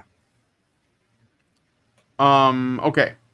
So let me see. Oh, that she's insufferable. Yeah. So yeah, there's still like some lag, but it's okay. I'm just gonna wait until I'm done talking. I won't speak. So okay. What? Here is Andimion. He made a tweet and he says, "Ghost of Tsushima sequel stars a Japanese woman samurai warrior because of course it does. They can't help themselves until every franchise that was built on masculinity is replaced by women. Ghost of Yotei is hopefully a smaller spin-off game, but if this is the true sequel and this is the new main character over Jin Sakai, fuck that. So sick of the forced girl boss narrative." We don't know for sure. Okay. So here he says, Smash ET says, "I think you're jumping to conclusions a tad fast on this one. I'm not opposed to a girl lead for the fact that it's just a girl. We just got a brief trailer. I want to see more. Would I have preferred to continue Jin's story? Hell yeah, but at this point we don't have enough info." So we're going back and forth on this. But now we got Erika Ishii. Erika Ishii has, and I will give my thoughts on that. Whether or not people are jumping the gun or what. All her game credits, she's always been an activist. Yeah. In every game that she plays a voice role in, it's always about activism. Yeah, so for sure. It's pattern recognition. Yeah, no, I agree. You know, she wouldn't have taken the job if she didn't get her opportunity. Yep. So Erika Ishii says, "I'd really love to see Netflix cast a non-binary or gender-fluid actor as Ed in Cowboy Bebop. It just makes sense." And then Spartan says, "How about we prioritize good acting before gender or sexuality, and if they happen to be non-binary, great." This was like when the show was first announced, I think, so it's 2019 there. Right. Erika Ishii says, "I wonder why you automatically assume the best actor to portray someone non-binary would be cis. You should consider your biases." And Spartan says, "I could say the same exact thing to you. You should consider your biases."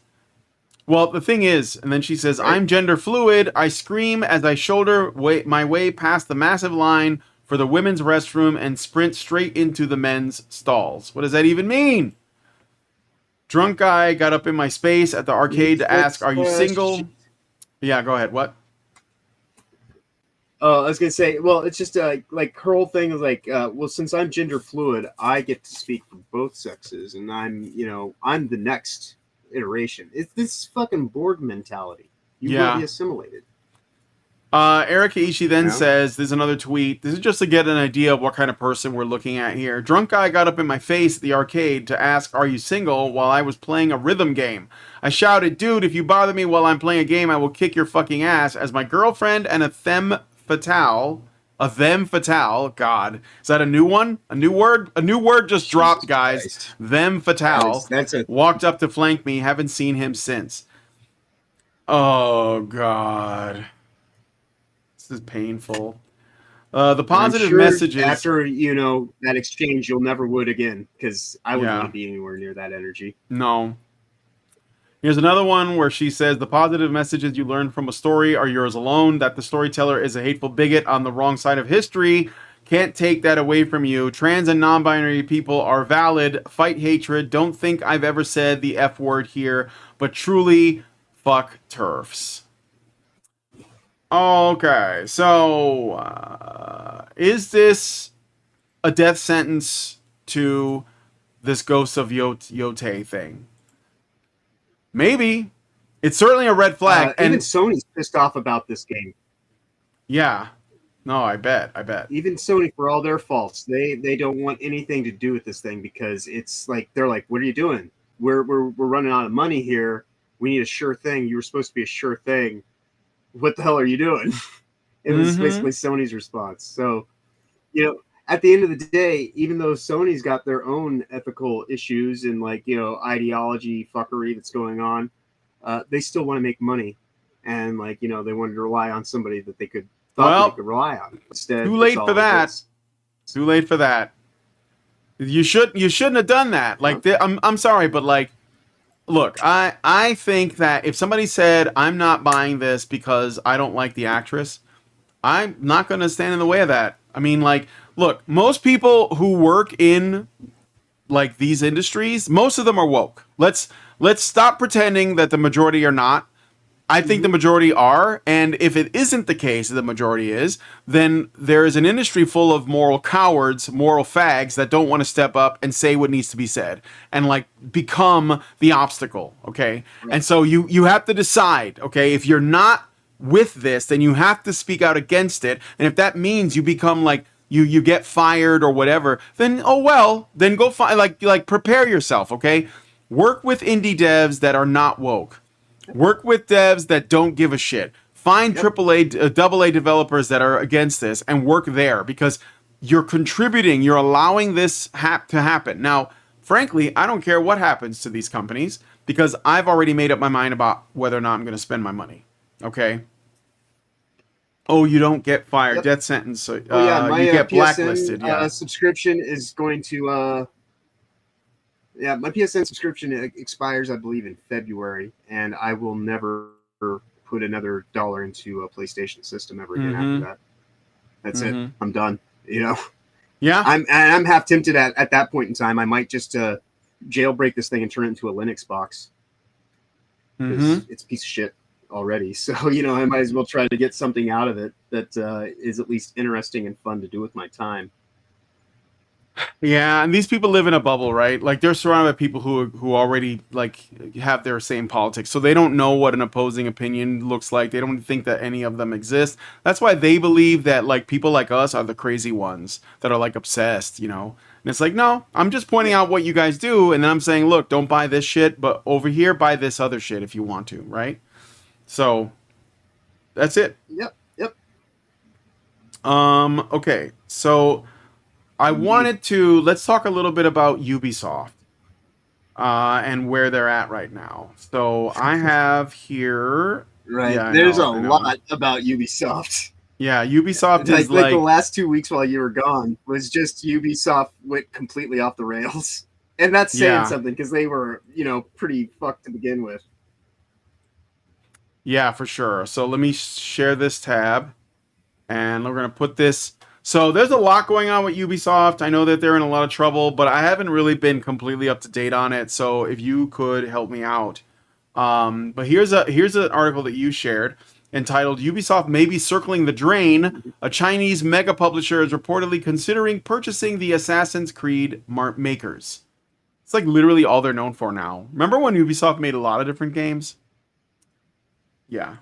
Right. Well, my theory on that is such that they used to make a lot of games when you know, it behooved them to have the Ubisoft name on there. But because that's become more cancerous as time has gone by, you know, this is the whole thing about how SBI and all the other consulting firms were spun out of the Ubisoft HR department. And so they are quite literally doing a faux indie kind of face-off kind of, you know, ploy to get people to think that it's not Ubisoft being anything more than the publisher of these games, but it is quite literally just Ubisoft with subsidiaries that are under an umbrella corporation that is teaching them how to slush fund and make more of these, you know, pyramid schemed kind of companies that are beholden to whatever is above them. And so, you know, this is just it's money laundering. It's been legalized. And they're obscuring the truth by hiding behind these false fronts, and they're just masks for what is Ubisoft. So they still put out all the same amount of games a year now, but they don't put them out directly unless they're getting like either one of their you know, standout titles, quote unquote, like Assassin's Creed, or if they get a shitload of money from Disney. And that's part of the reason why they're failing too, is because when they take the money from Disney is not hit with like, you know, the risk in this situation. Ubisoft is. And so Ubisoft will fall to a larger scale entity. And once they can take it private again, everything that's been going on for the last 15, 20 years within that organization can no longer really be investigated, because then they can say, well, it's a private company and we're not, you know, like connected to any of that stuff from beforehand, and fuck off. And especially if it goes to China, you know.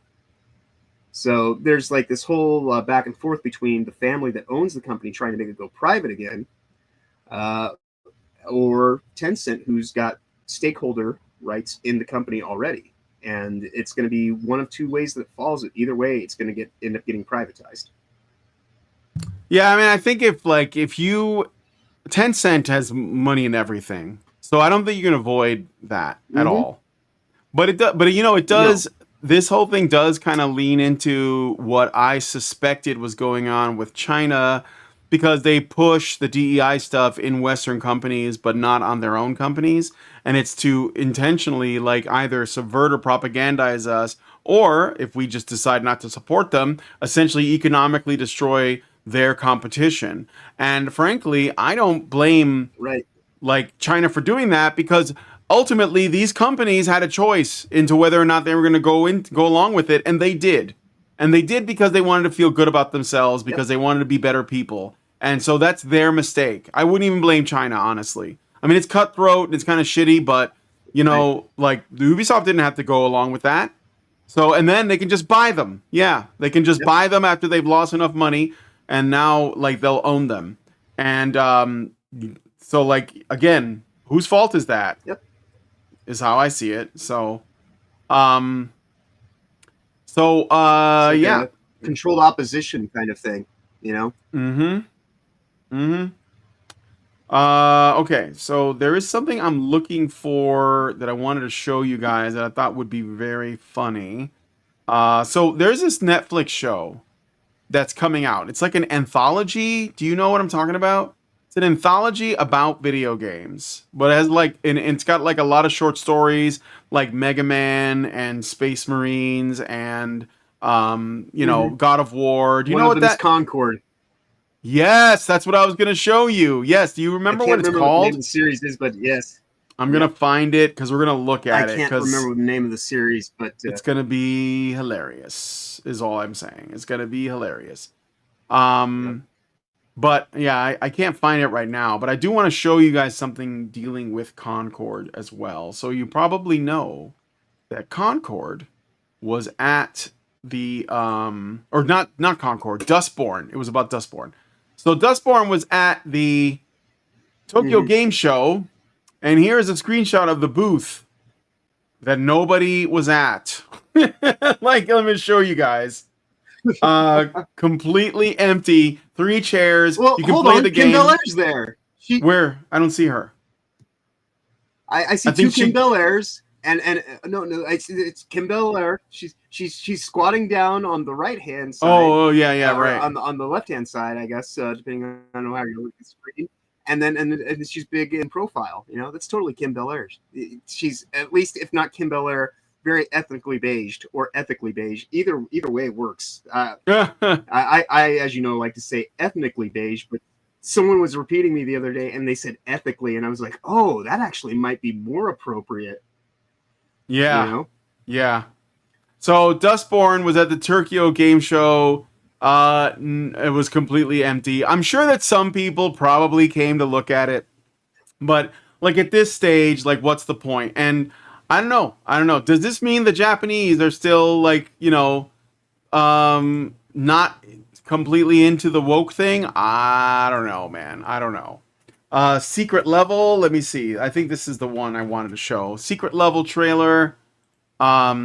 Yes, I think this is it. So it's Unreal Tournament teaser trailer. They just put out this thing. I want to show you all after this ad is over. We'll take a look at it. But let me share this tab right now. And let me see what you guys are saying in the meantime. All right. So it says here, Kane Bladed, thank you, Kane Bladed, for all of your commentary, says, in an industry where you get paid shit to begin with, yeah, you're not wrong in so many of them bowing, but it's not as simple as it seems, sorry to say. Not in the industry, but know enough people who are/were. Yeah. BlackRock has $1 billion invested in a couple of the Japanese dev houses and manga and movie houses. So yeah, no, we know it all comes down to the same, the same people trying to control our media and the stories that we tell. So, all right. So here is the secret level teaser trailer. And actually, people thought this was like a new Unreal Tournament game, and they're so disappointed that it was just some Netflix bullshit. So, in 2291, in an attempt to control violence among deep space miners, the New Earth government legalized no-holds-barred fighting. Leandro Mining Corporation, working with the NEG, established a series of leagues and bloody public exhibitions. The fight's popularity grew with their brutality. Soon, Leandro discovered that the public matches were the most profitable enterprise. The professional league was formed. A cabal of the most violent and skilled warriors in known space selected to fight in a grand tournament.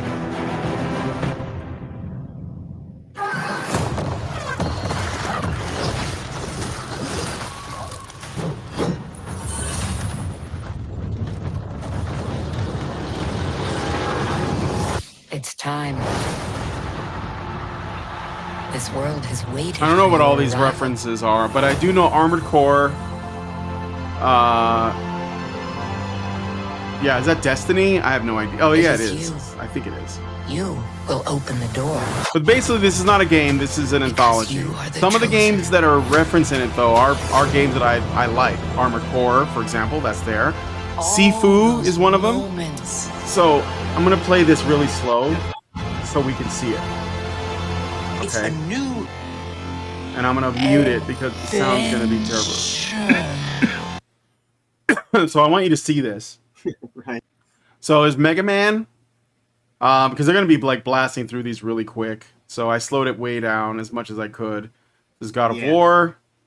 I don't recognize all these things. I think Destiny is in there. Ghost of Tsushima was in there.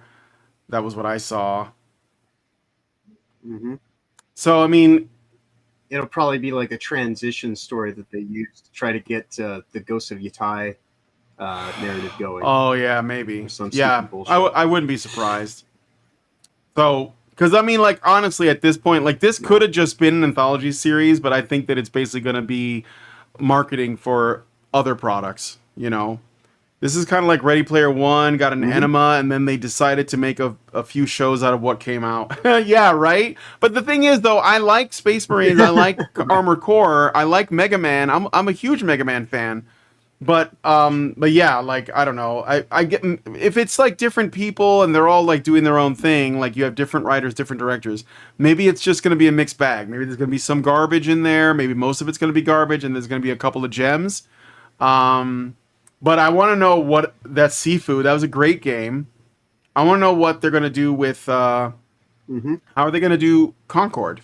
Because Concord is on the list. Like Sony was really invested in this game being a hit. Like, what if it's a mascot fighter? No. It's a show. It's a Netflix show. Yeah, Sony was really invested in Concord. For like the amount of money they spent on Concord, kept going up to the point. That's D&D. It's when all things are considered. So here you can see like PlayStation. These are like the logos. Dungeons and Dragons. 10 days. Yep. Outer Worlds 2. I don't even know if is that game out or what. Pac-Man. So we didn't really see Pac-Man in the intro here, but Honor of Kings, I don't even know what that is. Armored Core, again, I think it's a great franchise. Mega Man, another one I like. Exodus, I don't know what that is. Spelunky, Crossfire, Concord, Sifu. So yes, Concord is going to be appearing. Yeah. There it is. And I don't know, man. Yep. I don't know. You know, the thing that I find interesting about Concord, right? But the thing I find interesting about them naming it Concord is you look back at like a lot of these weird vestigial connections that all this woke shit has. It's from Concord University. The one in Canada, the one in Boston, the one over in the UK. Like the entire, that's where you find a lot of these people that are actually end up being part of the WEF and like, you know, all this kind of weird shit for platforming. You know? Yeah. It's like, it's totally an indoctrination line.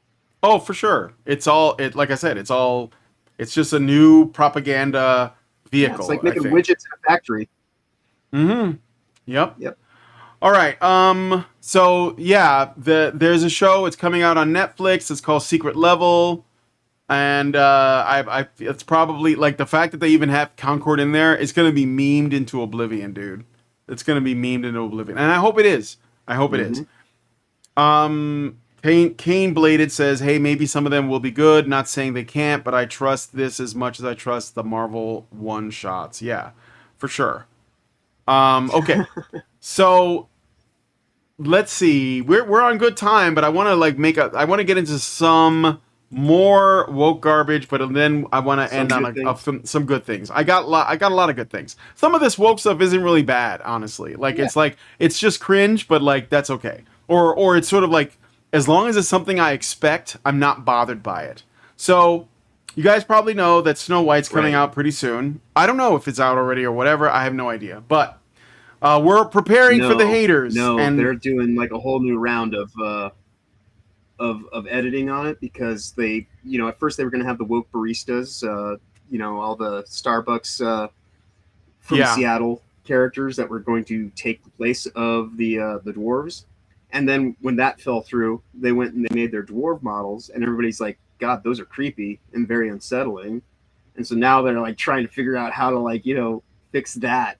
So there's and that's seven characters that they have to re-rig, reanimate, everything. Yeah, yep. Speaking of these like last minute ratchet changes, like these kind of like desperation moves, there's a rumor, it's not confirmed, but there's a rumor that Ubisoft is going to remove Yasuke from the game altogether. So they're going to take him out completely. Yeah, I don't. And there's another rumor they're going to make it co-op, think that they can remove like put a co-op mode, but yeah. Yep. Well, they delayed the game to next year, so. Right. But when you're making games, it's easier to build around something than it is to remove something. So I would say that it's more than likely what they'll probably end up doing is they'll have the original Japanese character that was slated to be in the Assassin's Creed game, because that used to be the thing about Assassin's Creed was, here's a story about this part of the world, and here's a person that's actually from that era, and that, everything.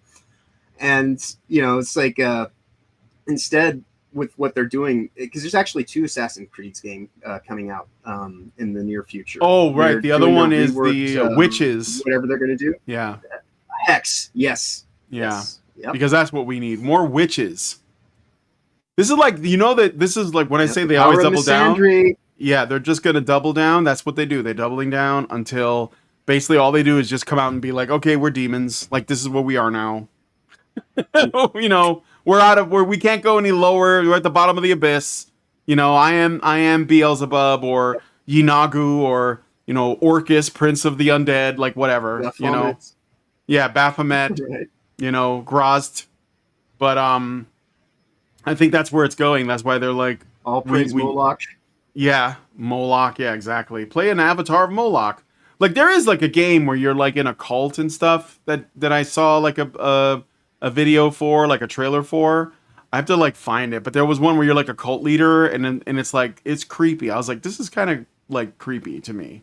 I don't know. I think that gamers are generally more sensitive. Like I wanted to give my final thoughts on that whole thing about Ghost of Yotei. So like at this point, you have damaged the good faith that the gaming audience has given you so much that it almost doesn't matter if your new Ghost of game turns out to not be woke, because you've already like, gamers are like, I'm tired of this shit.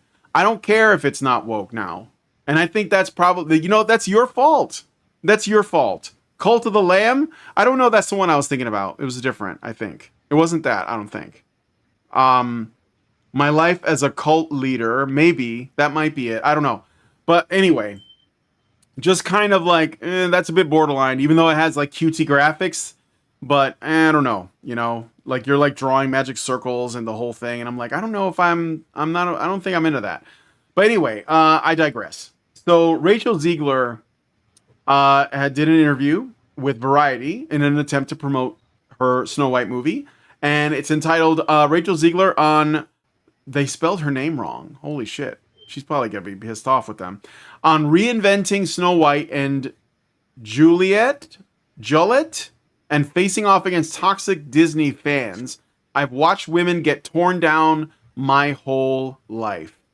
I'm not going to read through the whole thing, but all I will say is that this is like par for the course, predictable. You guys have seen it many times, okay? You know, Disney or Warner Brothers or whoever puts out new thing, you know, woman that is like the star, is outspoken, says a bunch of fucked up shit, then, you know, the audience responds and like, well, we're not going to watch that, or they, you know, they basically just call her what she is, and then they say, well, I'm not going to watch your new show or your new product or whatever, and then they do interviews with the person and they attack the fan base. Well, we're not gonna, you know, I'm gonna I'm gonna dunk on the haters. I'm gonna own the chuds. I'm gonna tell them if you don't like it, don't watch it. Then they do that with Ghost of Yotei. The guy said if you don't like it, don't play it.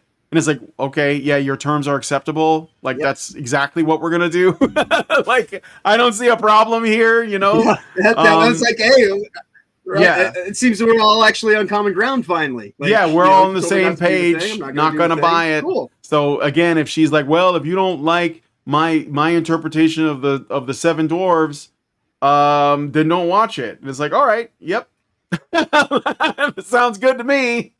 You know, and again, it's gonna be a massive flop.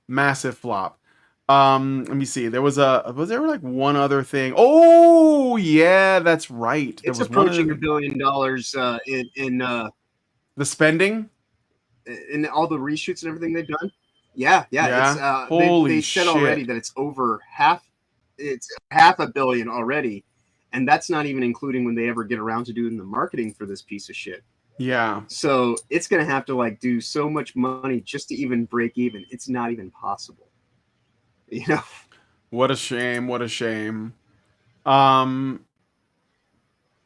Let's see. Kane Bladed says, well, this one, just like The Little Mermaid, is worse than the normal because even the actress thinks that they are better creators than people who created 200-year-old classics. Yeah, for sure. Well, or like the fairy tale itself. They just don't understand. Like this is like a product of presentism, you know? Like these people, they think that the time they live in is just the best time with the best people, and they're the smartest and the most wise and the best educated, the most understanding and the most tolerant. Right. They're just the better people than anyone who ever lived before.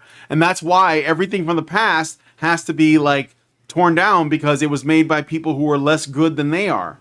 Like that's literally what it is. It's like the eternal present. Right. There's no like, you know, I think that nostalgia can be a bad thing. It can be a sickness. But they only live in the now, and they believe the now is the best. That's why you have people. If I said, "Oh, you know, here's this, you know, this book written by this old like guy from like the Renaissance or something," and they'd be like, "Oh, well, those guys were they were like homophobic and racist, so I don't want to hear about that." Even though they could be saying something completely poignant. I think that we make a grave mistake in presuming that the people who have lived before us were dumber than us. I think it's a grave mistake, especially when people are so poorly educated today, and our understanding of history is so warped, right? Yes. Or at least if we like get it from, you know, our schools, our academic institutions. So yeah, for sure. It's going to be right. You go to a doctor nowadays, you're not actually getting patient care, you're getting pharmaceutical care. And pharmaceutical care only knows, you know, what they say are the standards. And if you don't fit the standard, well, I guess, you know, it's on you. And it's like, well, no, maybe like as a doctor, you might actually want to have patience. And then by that, I don't mean people that you see. I mean, take time to sit with like what the situation is, discern. Try to actually break down like who this person is, why they are the way they are, everything that's going into the condition. And they simply can't do that because, you know, it's like that's not what Pfizer pays them to do, or Merck, or, you know, Avante or whatever, like, you know, Gardasil, like all this shit. Yep. So Starfield, fucking pronouns. Released a new expansion, their first expansion called Shattered Space, and nobody seems to like it. It's received mostly negative Steam reviews as GameSeek's peak player counts declined by 95%. Woo, we'll look at the numbers later. That's usually what we do at the end of the show. So we'll see what the Steam numbers are for this. So, Bethesda's first expansion, Shattered Space, for its sci-fi RPG sandbox game Starfield received mostly negative reviews on Steam as the game's peak player count has declined by 95% in a little over a year since the game released. And I'm bringing this up only just really briefly. The only reason why I brought this up is because my favorite nemesis, David Jaffe, who is the guy who basically sold his soul, which is God of War, to Santa Monica Studios while they basically destroyed it, and he sits there defending it to this day. He said, "Oh, the Shadow Space is really good. It looks really great," and he was like owning the chuds on his own channel. No, it doesn't look like anybody likes it, bro. I don't know anything about it, but I think that they decided to pivot towards things like gameplay and less about pronouns, and it's too late because no one plays your game anymore. So yeah, Starfield, Bethesda, release a game. Yeah, David Jaffe at this point. I was gonna say at this point, David Jaffe couldn't buy a clue in a yarn store. Yeah, he's just completely off base at this point. All right. So I just wanted to mention that in brief. Player numbers a year later only matter for time expansion or in online stuff. Is Starfield not online? I have no idea. I thought it was, but no idea. All right, so I think that it might be one of those games that has an online component. That's one of the things that's happening in Sony in the broader terms, like with their their PlayStation 5 pronouns. It's got if you want to use the disk drive, the disk drives themselves are just a gateway to getting you hooked onto the internet. Because if you don't have an internet connection, then your disk drive that you have to pay extra for doesn't work. It has to check into the internet every few days to actually even be validated. So this is all moving towards you don't own anything. It's all just digital rights management bullshit.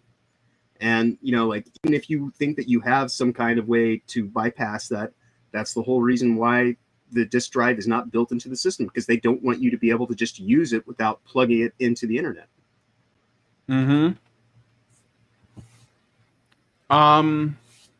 Yeah, so I guess limited online.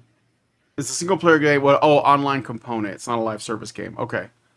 Well, apparently it's failing. I'm not saying the game is bad. I don't know. I'll probably never know.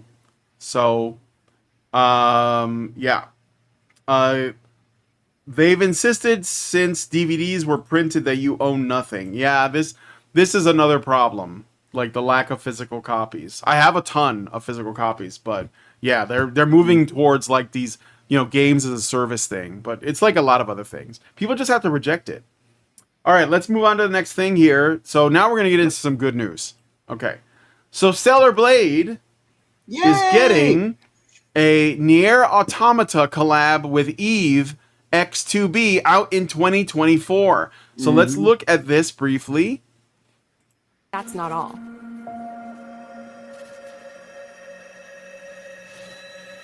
So it looks like it's going to be skins for Eve to look like 2B. Sci-fi worlds collide in the Stellar Blade and Nier Automata collaboration, coming to Stellar Blade later this year. It's not much, but I gotta say, the world is not ready. Yeah, this is going to be insane. I gotta say, and I made a post about this, I was like, what is it with 2B being put in every game just to trigger people? Like, it seems like the purpose of 2B is to upset the wokies, because she was put in Soul Calibur 6. Yep. She was put in she's obviously in her own game. She was also put in there was I can't remember the name of the game, but it was like made by Arc System Works, and it's sort of like, it has that like cell shaded Guilty Gear style animation, but it's not Guilty Gear, and they put 2B in there as a playable character. And now she is in Stellar Blade. So we're going to see 2B in everything now. And you know what? I'm here for it. I'm 100% here for it.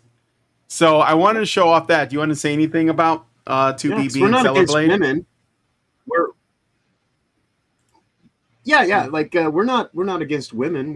We actually like women that are feminine and actually resemble women, and not like this weird transgenderous like androgyny like construct shit that they're trying to get across with type A and type B body sets. Yeah. Let's see. BlazBlue, no. It had like 3D. BlazBlue still uses 2D pixel character like sprites. The game I'm thinking of has that cell shaded 3D polygon look like there's a lot of games that do it now, and I think they're all being put up by Arc System Works. But Guilty Gear, the last couple of Guilty Gears is my primary example because it's the one I have the most experience with. It's not BlazBlue though. But she, unless they made a CG like 3D animated BlazBlue game with cell shaded graphics, but it's more like the same kind of graphical style that Dragon Ball Fighter Z has, or I'm like forgetting. There's a couple of other games that there was one based on an RPG that they made into a fighting game and has that same graphical style. But anyway, if you guys remember, let me know and I'll mention it on the show. So let's move on to the next thing. This is good news. So Fallout 2 is getting a fan-made remake. And John left. Let me see if he comes back. He may have dropped. Grand Blue Fantasy, yes. That might be the one I'm thinking about. Final Fantasy 14 has one too. Might be the anime that has that style. Yeah. Jonathan dropped again. Hold on a second. Let me just see what he said. Blue screen. Be right back. Okay. That's all right. We may have to wrap it up after that, but I'll try to be quick. So someone is making a Fallout 2 remake. And yeah, it might get DMCA'd or something, but let's play this video. So on the right, you have the original Fallout 2, which is a lot of people's favorite Fallout game of all time. And then on this side, you have the remake, and he's trying to create, it looks like he's trying to recreate the entire thing, but in a first-person perspective, which I think is pretty cool. So there's the head, and, the shanty houses. Visuals not final, so this is a work in progress. And that's Fallout 2 remake, which I think is pretty awesome. I don't know, I think that I think we're gonna do a remake, right? I think changing the way that you interact with it can be a good thing, because people can always go back and play the old one if they prefer that. But I kind of find this pretty appealing, to be honest. I think it's pretty dope.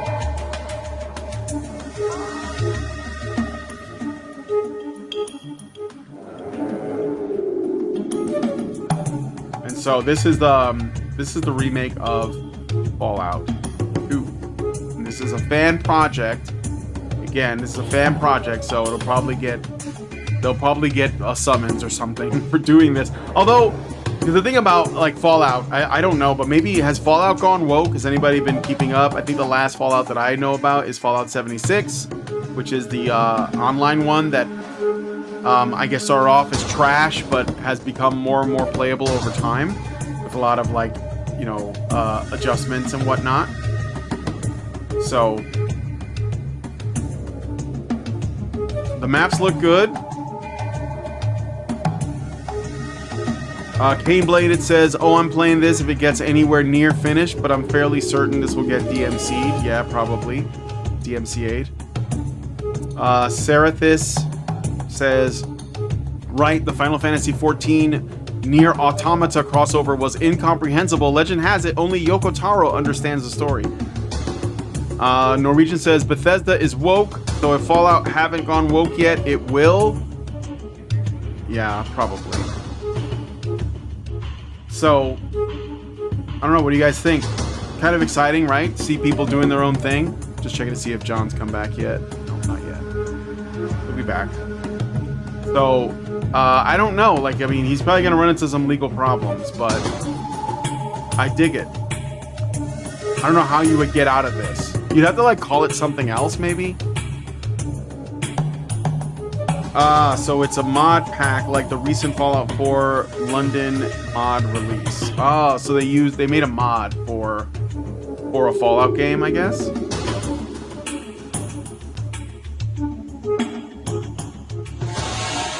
There we go. I'm back. And you're back, right? Just as I just finished watching the Fallout 2 remake trailer, the video. Yeah. So yeah, it's actually kind of interesting because it's by modders. You know? Yeah. It's basically a mod, right? Yeah. To my understanding, they're using Fallout 4's engine, and it's a conversion mod to do Fallout 2 in a 3D space. It looks pretty good from what I have gathered from it so far. So I'm gonna keep my eye on it because I'm more hopeful for what the mod community can do with the Fallout series than what Bethesda. Yeah, for sure. All right. Next bit of good news. Let me know what you guys think about that in the comments. But we are kind of like running out of time here. I do want to go through a couple more things. So the last bit of news, and then we'll look at some sales numbers. From Software. This is something you don't really hear very often. But From Software has announced that they're going to give a 11.8% raise for everyone on the team. AAA Western game defenders are trying to tell you that the horrible sales this year are because of gamers expecting too much or a horrible economy. This is a false narrative, spun to avoid the real reasons. AAA studios have abandoned their customers, preferring to churn out buggy formula games that focus more on virtue signaling than gameplay. This is absolutely correct. Is another thing that people get wrong, except for Kirsha, who is one of the VTubers that's going to save the world, who said that, if you're putting your making sure that you have pronouns in your game and like kind of woke politics in your game before you make it a good game, you're not serving your customers. You're going to have a bad game. And I've been saying this from the beginning, So anyway, yeah, that's why you get like these buggy formula games that are incomplete at launch, but they have all the virtue signaling in place. From Software, Game Science, Helldivers, Pal World all have smaller budgets than Ubisoft, EA, and others like Activision and Blizzard, and compete in the same economy. They are killing it and giving people raises as Western companies do massive layoffs and cut costs. The lesson is clear for those that will listen. Gamers first, leave the pandering at the door. And so FromSoft, which is like still, I think they're still considered a smaller company. They're still like a AA developer. Their smash hit Elden Ring has been so successful that they were able to give their people a raise, which I wish that Armored Core 6 had sold more. I think it sold pretty well. I can look into it, but I think Armored Core 6 is a really good game that people missed out on. So anyway, any thoughts on that? Well, I have heard recently that Elden Ring has kind of been money-hatted by Tencent. So again, this is one of those things where it's like, is it going to be like kind of a controlled opposition kind of thing where it's like, oh, this can still be good because ultimately it's going to lead to, the benefit of China to some degree. But, as we were saying, it's like, I don't have to necessarily, it's kind of like on X, I don't necessarily jive with like all of Elon Musk's various dubious implications. But for right now, I'd much rather be able to speak my mind as freely as I possibly can and deal with like, the greater details beyond that, because right now this is the battle that we're in. And it's more important to kind of like, be strategically minded for the long term, but we have to be tactically motivated for the situation that we're in to actually deal with it so that, we can actually get to that strategy point. Yes. All right. So let us know what you guys think about that one in the comments. And I got a comment from Caden Bladed that said, not just gaming, any project where the focus is the message and not the production. Absolutely 100%. And I got a super chow a rumble rant, from NovaFan. He says, my favorite part of the Godot controversy is Godot supporters claimed the Godot fork is stealing from them. Commies only value private property when they benefit from it. Yes, they do. They call it personal property when it benefits them. because they make this distinguish between what they call private property and personal property, like it matters. But it's just a way for them to get essentially, you know, work around their own fucking logic. So, all right. Freeware was stolen. Okay, yeah, exactly. All right, so let's look at some sales numbers and then we'll wrap it up. So we'll start with the good, and we'll put it on the screen. How's Black Myth Wukong doing?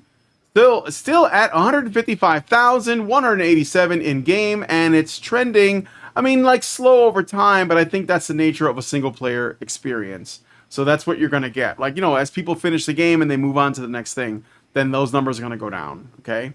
Then we have Space Marine 2, 47,523. It's not great. It's also, again, trending downward.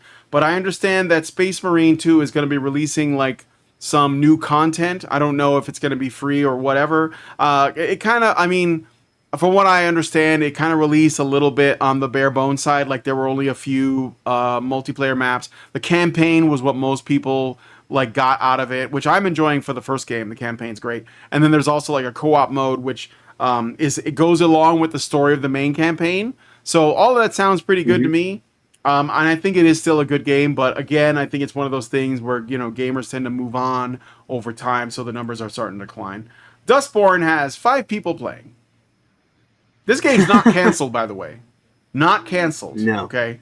It's just... Well, the one thing it has going for it to be its saving grace is it is a single-player title. So, yeah, unlike, you know, Concord or something like that that relies on, you know, being a live service thing that has a multiplayer component to it and actually has to have people connecting, this is just a single-serving torture experience. Yeah. That Tokyo... Robert Johnson says... That Tokyo Game Show bounce is coming. Yeah, that's right. That's why they went there, promoting the game. We're going to see a spike, I'm sure. More like a nub. And then we got Starfield, 16,000. They just released the new DLC, the new expansion, whatever it is, the new release, right? 16,000. People are not thrilled. It's not impressive. It's sort of like peaked in October 1st. Maybe that's when the DLC first came out. I don't know. But it hasn't been doing that great. So Starfield, meh. And just for fun, Concord at 0. Because it's gone. But I also want to look at the game that people have been asking me to talk about. And I've been... what is it called? Homeworld? Homeworld 3? Just out of curiosity. Homeworld 3. How are we looking? So... Homeworld 3, 58. Ouch. That's not good. Isn't Homeworld 3, is that also a single player game?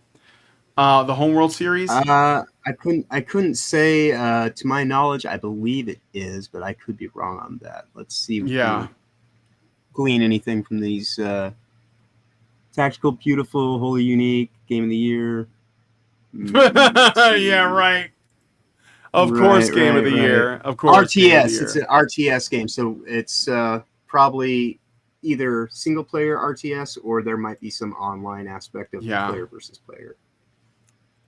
All right, well, there you go. I wonder. Let's look at some of the games that I've been into. So, what about Hashtag Blood? Is anybody playing that? Let's see. I love Hashtag Blood. Yeah, I think Hashtag Blood is pretty great. So, Hashtag Blood is 1 in game. Oh, that's sad. There should be more people playing this. I think it's great.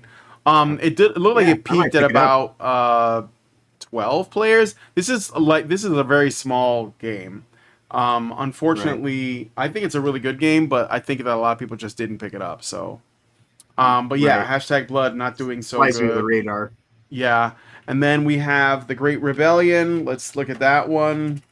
The Great Rebellion. That's another one that's pretty good. Also, only one person playing, so not great. But look at the rating on it though. Oh yeah, 91%. Yeah, Blood got a good rating too. Just that. I don't know. And that's the thing. It's like these good games are being suppressed, but that's part of the reason why, you know, on the Discord server that I run, you know, it's all about. We have the section in there about support non-woke indie games. You know, like.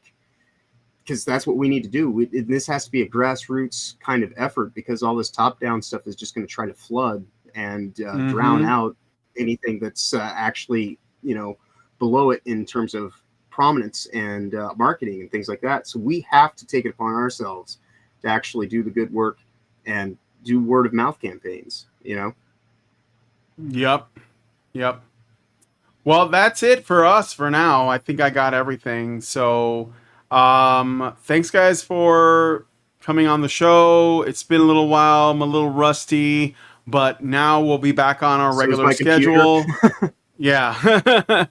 But now we'll be back on our regular schedule. So, go ahead. Right. I'm gonna have to come up with some kind of grift or a funding model to get myself like capable hardware, because this is, you know, evidently running a server on a laptop is not the best idea. No? Yeah, I guess not. Yeah, surprising like that. No, yeah, it's surprising. No. Well, anyway, thanks guys for coming on the show today. I was just gonna check and see. So Warhammer Space Marine, the original one, Anniversary Edition, still 664 players. It's not bad. That's not bad, actually. It's still being played. And also still a good rating. Yeah, and still a good rating. I've been playing it. I've been streaming it a little bit, so I'm gonna go back to streaming it. I have a couple things going on. It is Orktober, so we're gonna be doing some Space Marine 1, but also I'm gonna be trying to play some spooky games. So you know, look forward to that. That's why I'm gonna finish playing #Blood, because it does involve vampires. So. Yeah. But anyway, thanks guys for coming on the stream. If you like this video, please hit like, subscribe if you're not already subscribed, hit the bell for notifications, leave us a comment, let us know what you guys think about what we discussed on the show today. Thank you so much for coming on. Thank you guys for smashing like. I do have one little point. If you tonight, I believe let's see, it's going to be 8. Let's see, yeah. It'll be, let's see, it's 9, 8, 7. So at Eastern time, it will be 8 p.m. Eastern.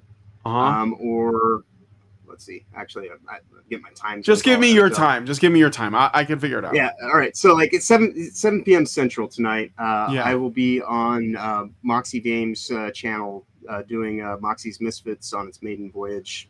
So if anybody wants to catch me later on today when I'm actually human and have a system that's a little bit more stable, I will be doing that tonight. Sounds good. Sounds good. All right. Well, yeah, check out the Discord. Links are in the description to both of the Discords. I hope we'll see you all in our Discord server. There should be a permanent link for both of us. Thank you so much for coming on the show. And yeah, have a good rest of your weekend, guys. Stay safe out there. Be awesome as always. Safe travels. And we'll see you next time. All right. With the glass ceiling broken, all the oppressed groups shall prosper, especially the most oppressed group of all, gamers. I want people in the industry to be a little bit louder about people being mean to other people, and maybe say it's not a good thing. Yeah. Maybe say we don't want you around if you're going to be a cunt. Yeah. And hateful. And that the games industry is diverse naturally. Not because anyone's making them be diverse. Because the world is diverse, you stupid motherfucker. And if you have a problem with that, come fight me. Physically. Bitch. Has anyone taken you up on that yet? No, because they're all pussies. Yep. Down here, salt is a way of life. Obviously, the environment down here is all salt. The ceiling's salt, the floor is salt, the walls are salt, and to an extent, the air is salt. And you breathe that in, and you can constantly taste the salt.